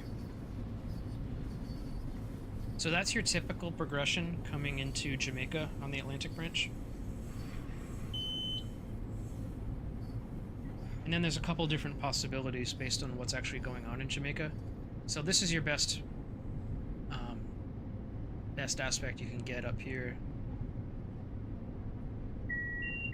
Little quiz time. What's that aspect?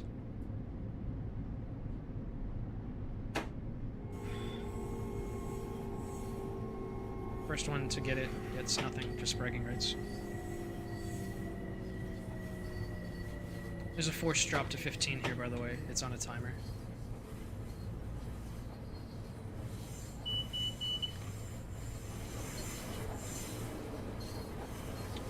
No, Eddie, it's not slow approach.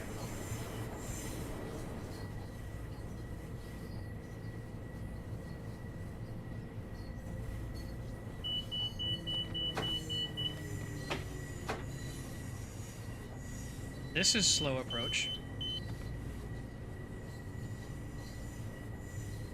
That previous signal was not slow approach. That's slow approach. That previous signal was approach slow.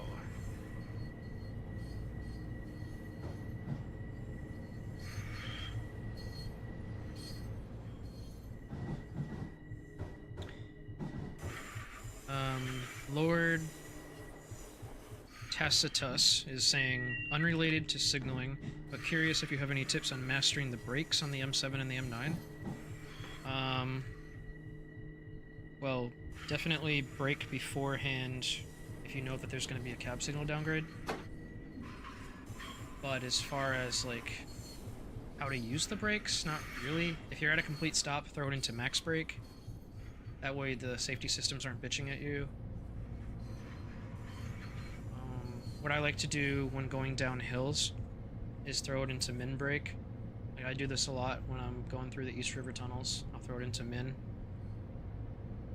Try not to go into max brake as part of your slowdown, unless you, like, really have to.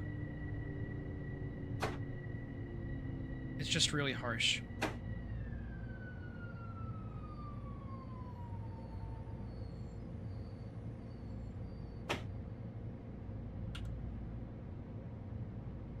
Did I not pull up far enough? No, I didn't.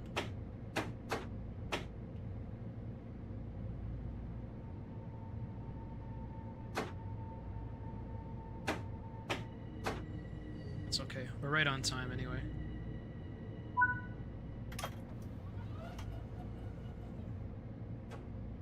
You'll see I'm setting the master controller to max brake because we're at a complete stop. That way the LIRR won't bitch at me. So from here, we're going all the way to Penn Station. We're not stopping at Kew Gardens or Forest Hills or any of that. Got a minute and a half to screw around.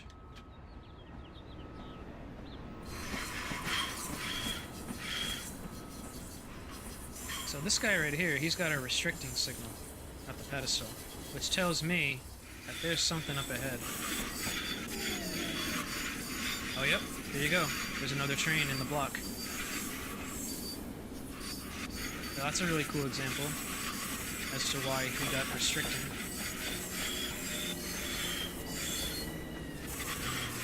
What else could I show you? When this train up ahead clears the next signal, which it's about to, then you'll probably see this. Yep, there we go. It upgraded to an approach. And remember, approach means proceed, prepared to stop at the next signal. This, because of how close it is to the next signal, this would be an approach 15.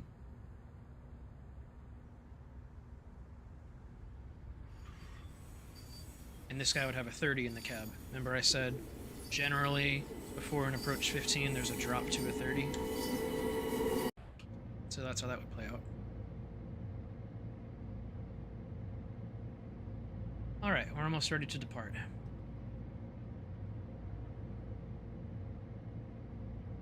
What track are we going to get routed down? Is it 3 or 1? 3. So we're going on the inside track. Or, not the inside, the rightmost track. I think my buddy just blasted by my house in a Vasella. I don't know if you heard the horn. Alright. So after each aspect we pass, you guys say what they are. Call off the signals. Engineers will generally do that to each other in the cab if somebody else is, like, riding in the cab. So what's that signal? At the right.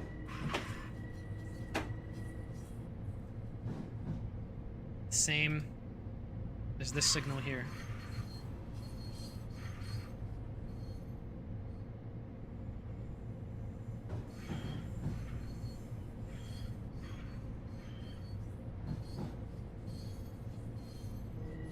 I'm sure somebody will get it in the chat.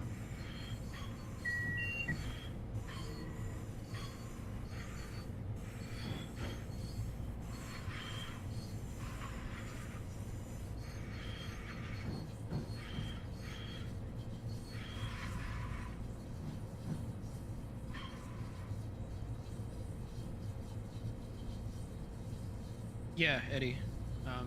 Slow clear. Yep.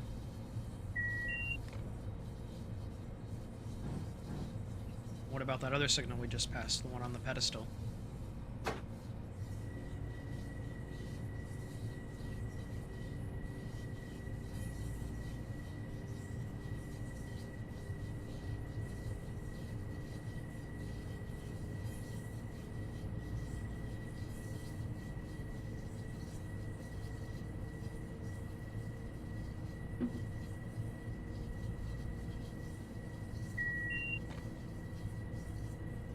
That's okay. It was a clear signal. There's an interesting caveat with that previous signal, the one on the pedestal displaying clear. You may have noticed that when we passed it, it gave us a cab signal code of 30. But if you remember from the manual, clear can only give 80, 70, or 60. So why 30? And that's because the signaling department sometimes just bends the rules or just doesn't care. And in this case, they just decided to give clear a signal speed of 30.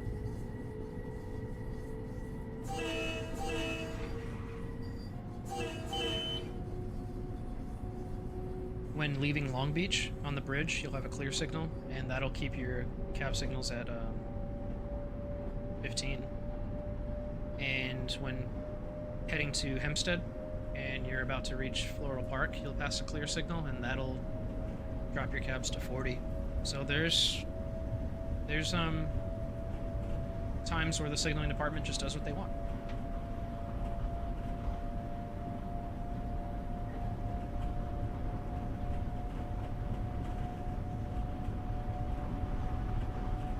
What's that signal?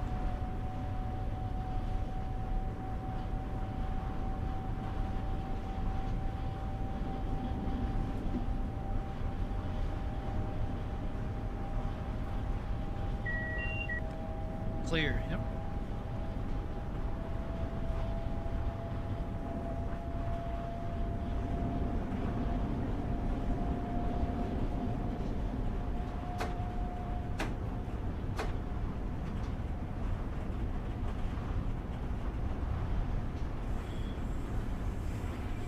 Coming up to Forest Hills.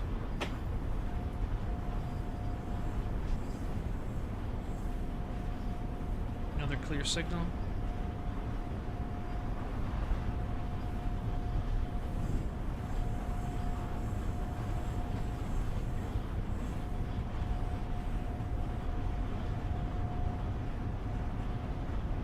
Clear.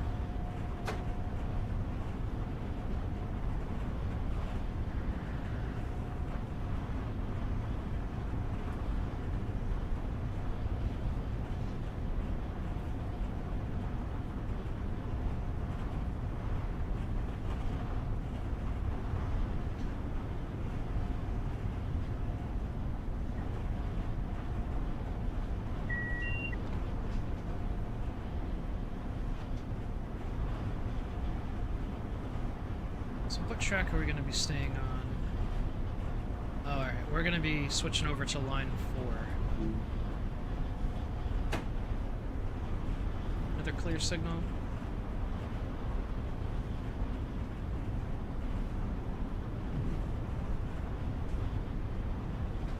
What do you mean, Maverick, by having an actual timetable?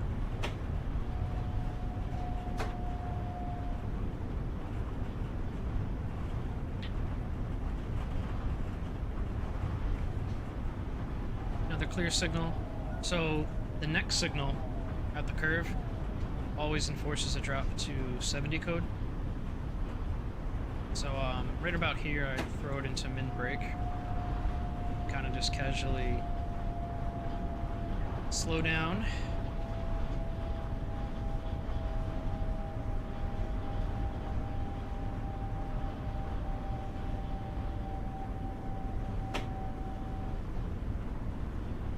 There's your clear signal, and there's your drop to 70 code.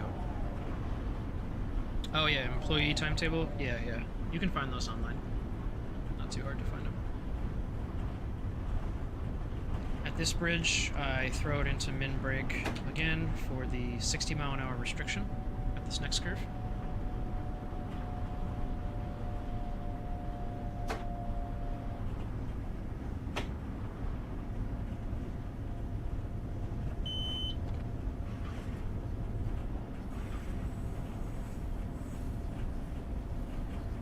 And these are like the only tri-light signals that you'll see that the Long Island Railroad uses.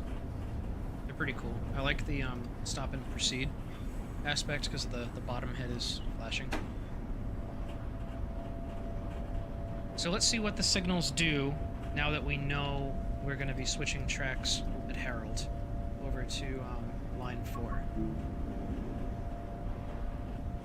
What do you guys think is going to happen? Any guesses? As far as like what the signals are going to display. So we've got a clear here. This is our distant signal for Harold.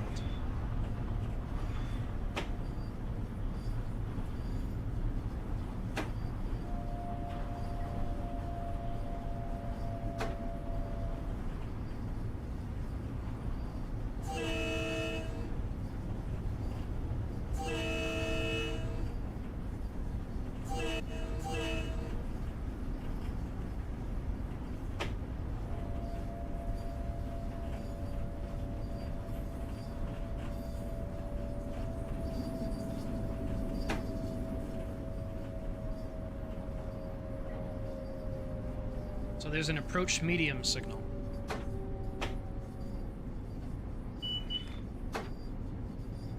So that is telling us that there's something up ahead that requires us to be at medium speed. In this case, switching tracks at medium speed. So because we're in zone A, that's giving us a cab signal code of 40, and it's a 40-mile-an-hour crossover, so this medium clear signal here is also giving us a signal code of 40.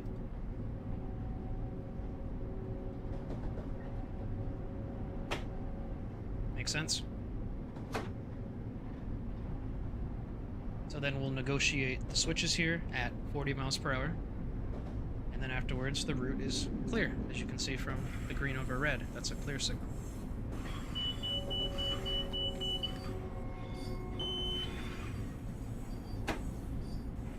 Our cabs bump back up to 80 because we're done with the switching movement.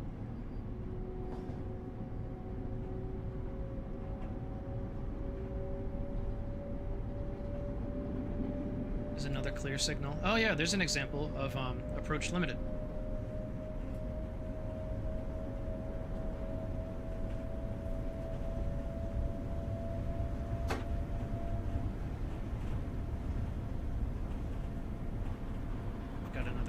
Signal. Oh yeah, we got a shit show up here.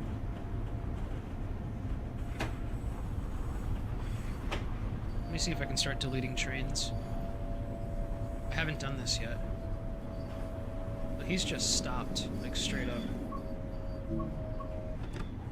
Oh shit. Why did it bump me out of the seat? Is that normal? Is that what it does? I guess so. Let's see if that gets the trains moving. Yep, they're moving. Let's see if they get stuck again.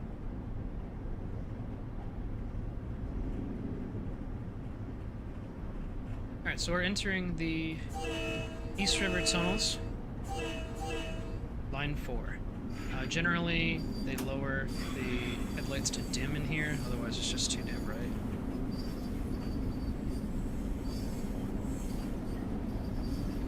Let's see what happens. Oh, already getting an advanced approach. So that's gonna bump me down to a 40 code. If you remember from before, advanced approach means that 2 signals up is a stop signal. So not the next signal, but the signal after that.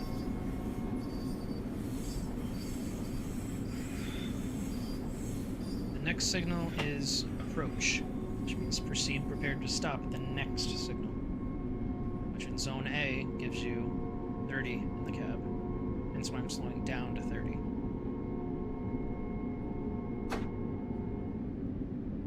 Check how these trains are doing.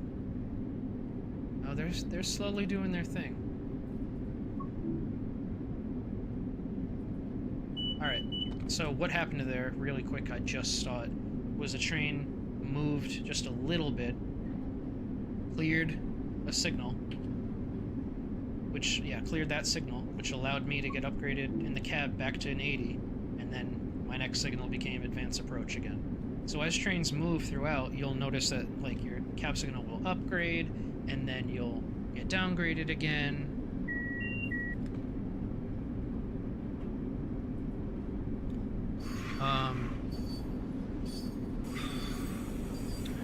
No, yeah, like Max said, it doesn't get stuck due to the signaling, it's the dispatcher.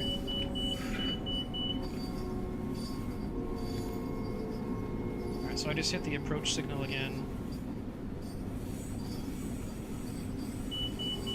And now I'm in the block right before the stop and proceed signal, so I get thrown down to a 15 code. So the next signal is definitely, it's either a restricting or a stop and proceed. Ah, shit. Oops. Yeah, whatever. Would have had to stop anyway.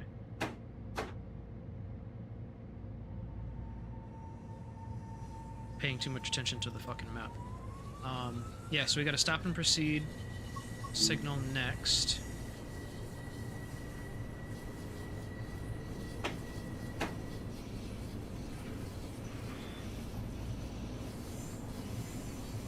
Alright, so that train in front of me just cleared another signal. So this one got upgraded from stop and proceed to approach.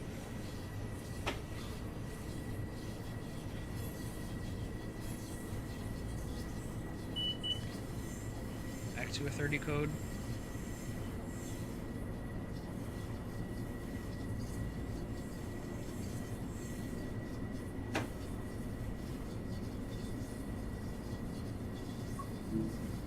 We're gonna come up on that train shortly.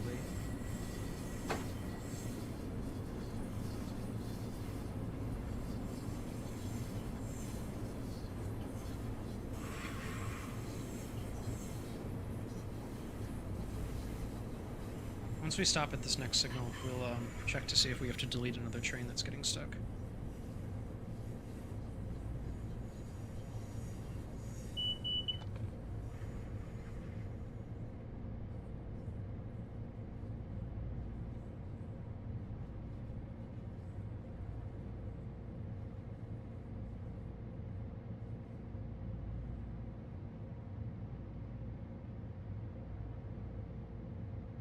Things are moving, albeit slowly.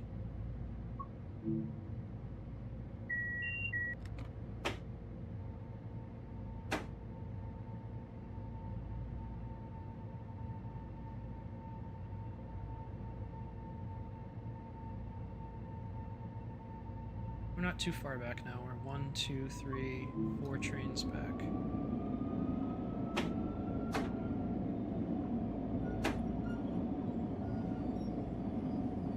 So like I taught you guys before, this is a stop and proceed signal, so come to a complete stop, and then you can proceed at restricted speed.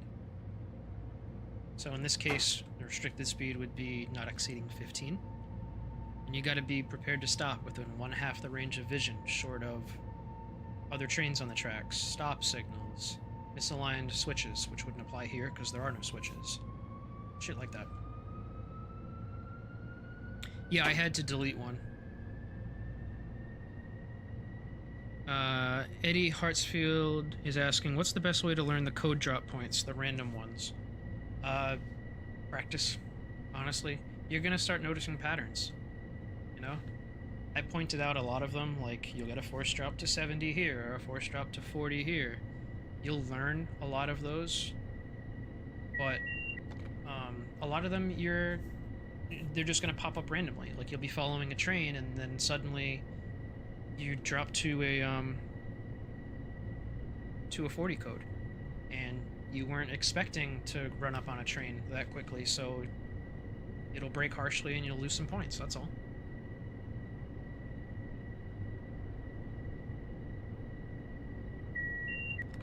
Not a big deal. That's what's so cool about this DLC. Alright, so that other train is still in my block, so I need to be prepared to stop within 1/2 the range of vision. I'm just coasting. I'm gonna keep this comfortable and stop well before him. And then I'll just throw it into max brake. See how things are progressing.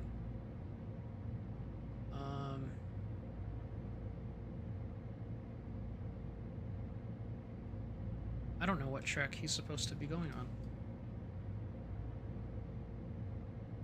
Let's find out once. Oh, I know what's going on. This train is departing, going down line 3. This train is probably wanting to go into track 18.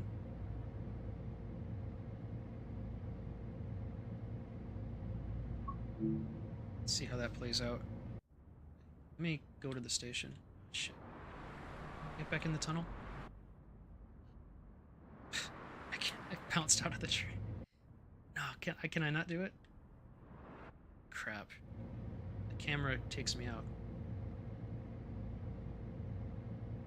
Do you guys know an easy way to not have the camera take me out of the tunnel?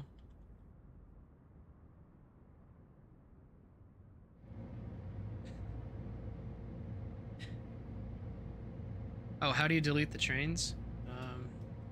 Actually, I probably should just delete this friggin' train. So I just left-clicked it, remove train, confirm, and then it kicks me out. But then you just get back in your seat. So now things are moving again. Alright, so we're just stuck behind this one train. That's cool. Well, there you go. Now you know how to delete a train.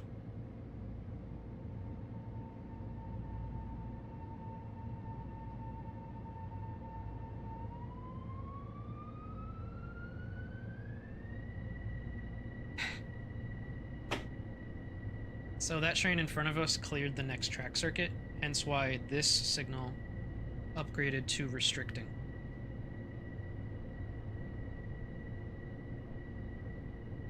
So remember I was talking before about where you could get restricting?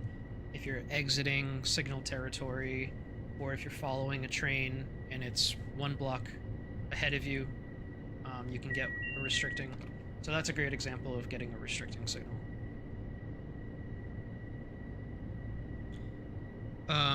Sorry, Dutch, for ignoring your question. Could Dovetail make a loco, for example, an LIRR diesel or something, but without the branding? Sure they could. But I don't see why they would go without the branding, because they put so much effort into getting the licensing for this project. You know? Will it mess up the signals if you delete a train? No. So when you delete the train, the dispatcher automatically just recalculates everything, and it'll figure it out. It works totally fine, as you can see. We deleted 2 trains already. I've got a stop signal at the end of the tunnel, because I'm still waiting for this train to move out. I don't know what track I'm coming in on. 18. Well, that makes a lot of sense. So positive stop is doing its thing. So I'm going to come do a complete stop. Nope, never mind. It just upgraded to slow clear. You can see the stoplight went away. Now our path is good.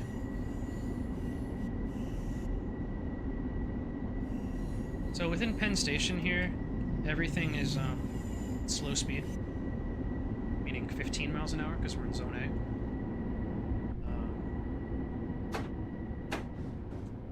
What was I going to say? Yeah, so these green over red signals, while they may look like clear, just think of them as slow clear. Just like the yellow over red signals look like approach signals. Think of them as slow approach, because everything down here is being done at slow speed.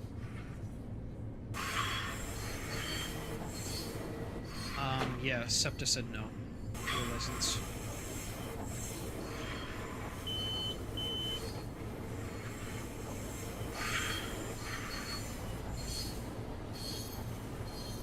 And now that we passed a slow approach signal, we should expect that the next signal is a stop signal.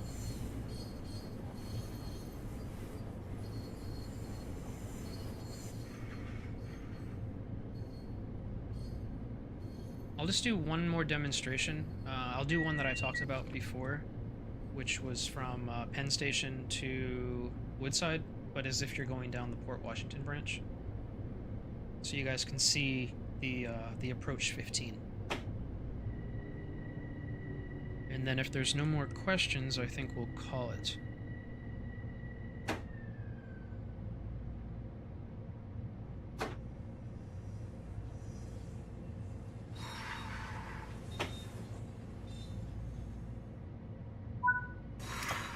Use our stop signal as expected.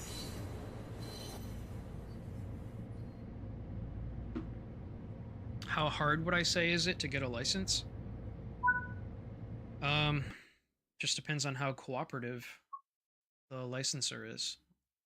Like how willing they are to do business. Look at that, we got in right on time too. Alright, so let's return to the timetable. Let's do this one last run. So we're going to go from Penn to Fort Wash. Yeah, that'll work. Train 408 at 6:30 in the morning. Okay.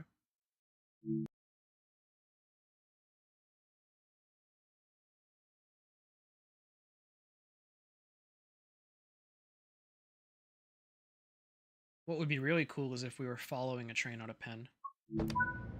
I haven't found a scenario that does that. Excuse me, that does that yet. It's a sounding water. Okay. Let's get this thing started up.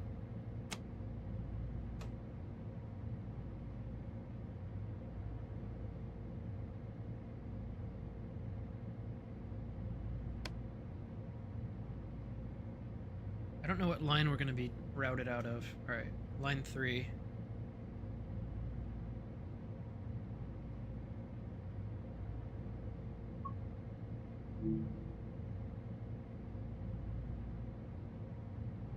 No, we just wait. Okay,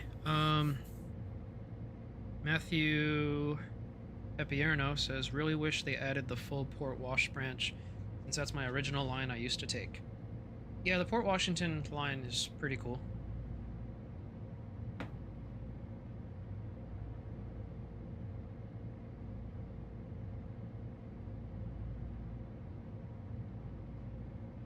Another minute or so to wait at least. You got this train coming in. Gonna be using our tracks to get to track 17. We're on 16. That's kind of cool, actually. It's creepy. See what else is going on. You got some New Jersey Transit just chilling over there on the lower tracks. An M3 sitting over there.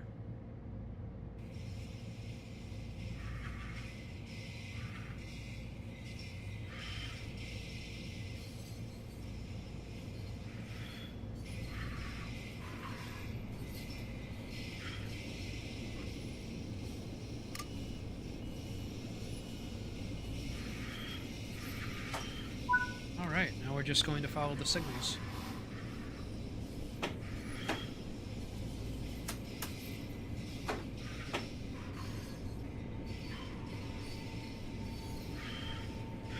So we've got a stop signal ahead. We've just changed to slow clear. So we're good.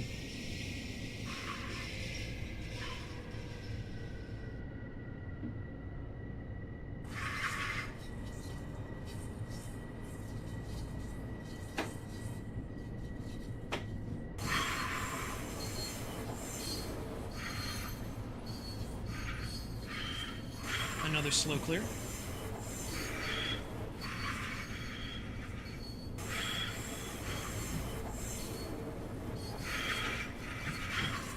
And the last signal before entering the tunnel is a normal, like, full aspect signal. That's why you have the additional light on the bottom. So this one is conveying, like, actual clear, not slow clear. Hence why when passing it, the cab signal's upgraded to 80.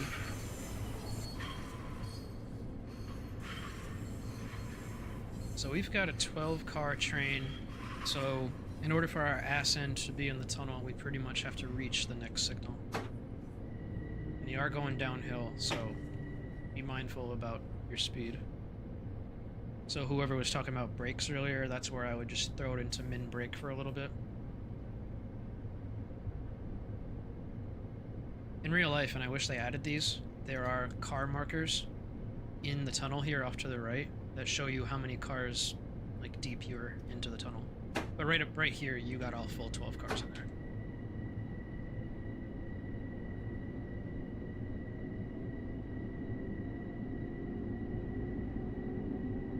Alright, so let's get up to 60.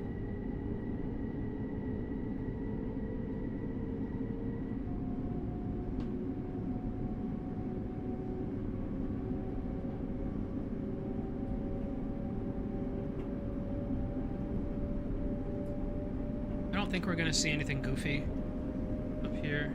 There's no other trains that we're following or anything. It's going to be fairly typical.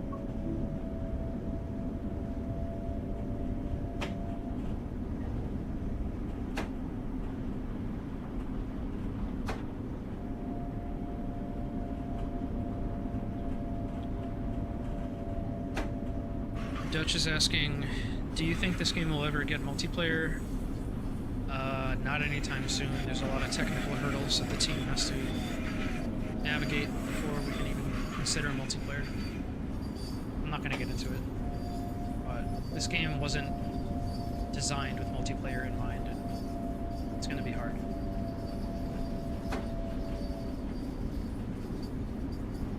It'd be cool though. It'd be really cool. Like SimRail, they designed it to be multiplayer from the get-go.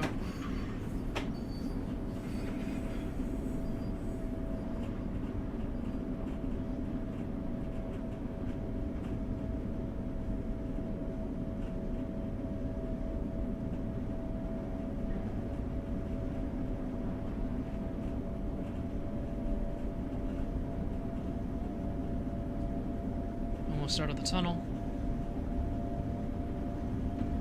Clear signal.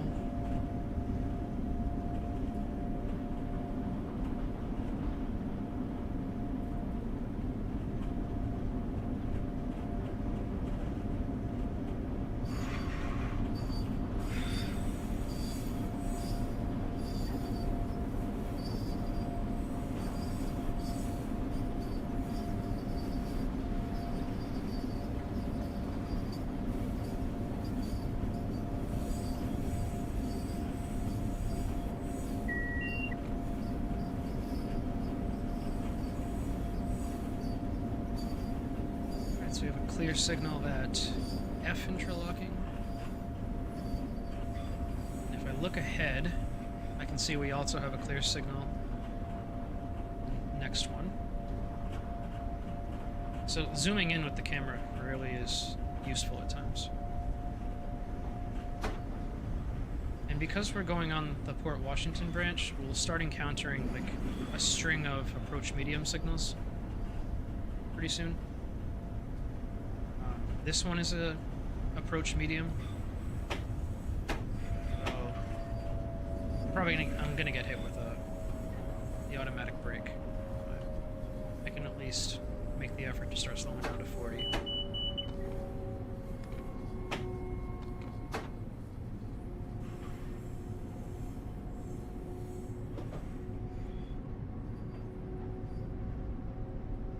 Yeah, so you'll just ride approach medium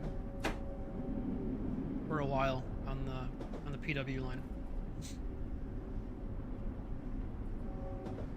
We'll be switching tracks first. So we have medium clear right there.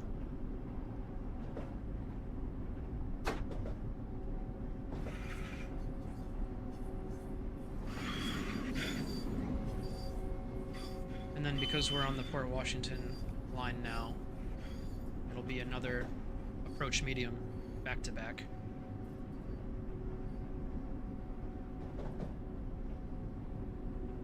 So it kind of sucks.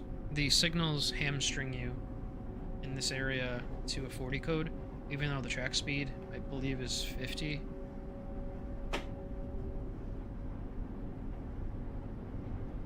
But for our purposes, for this demonstration, it's not going to matter anyway, because we have a stop signal at Woodside.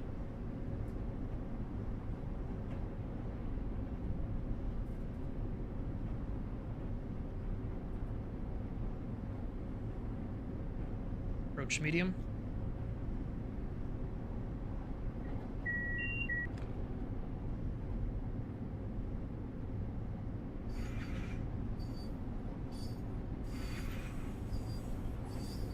So remember I talked earlier that the signal before Woodside Station would drop you to 15, approach signal that would drop you to 15, and that there's a track circuit beforehand on this curve that'll drop you to 30 beforehand. I want to show you that. So those invisible track circuits that are placed throughout the route that you'll never really notice are doing a lot when it comes to influencing your cab signals. See, there's that drop to 30 code.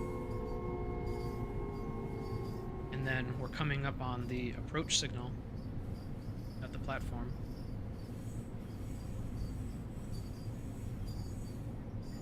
Which will drop us to 15 code.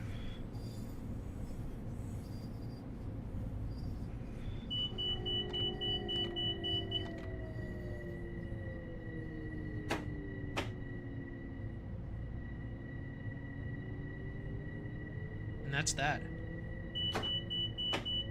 Does anybody have any questions on any of this? Any signaling questions whatsoever? I'm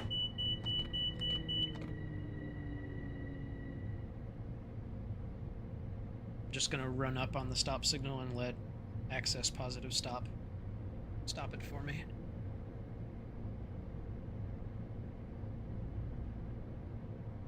Yeah, I hope that this was a good video. Long, I know, but I think it went well. Because I just don't know if I'm going to have the time to make a dedicated video. I figured, why not just do it in this format and people can ask questions.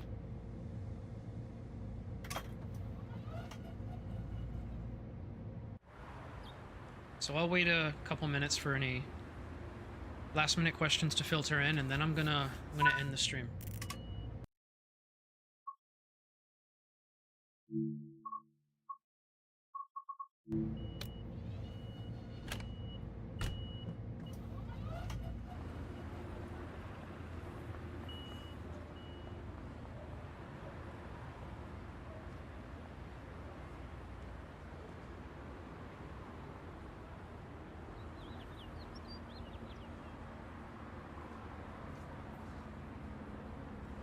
This guy actually continue down? Curious, because he got a clear signal.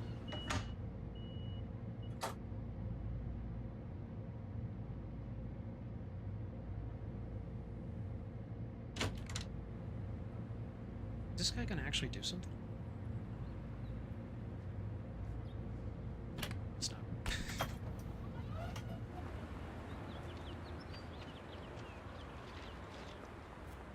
I'm not seeing any last minute questions coming in, but if you guys do have questions, you think of something that pops into your head later, feel free to reach out to me on Discord or pop a comment down in this video. If you have a friend that's confused with signals and you feel that they could benefit from a good tutorial, by all means, feel free to share this video with them. I also put out a tutorial video for Train Sim Classic a while ago, because I laid the track and scripted the signals for the Train Sim Classic rendition of this route. That's about it.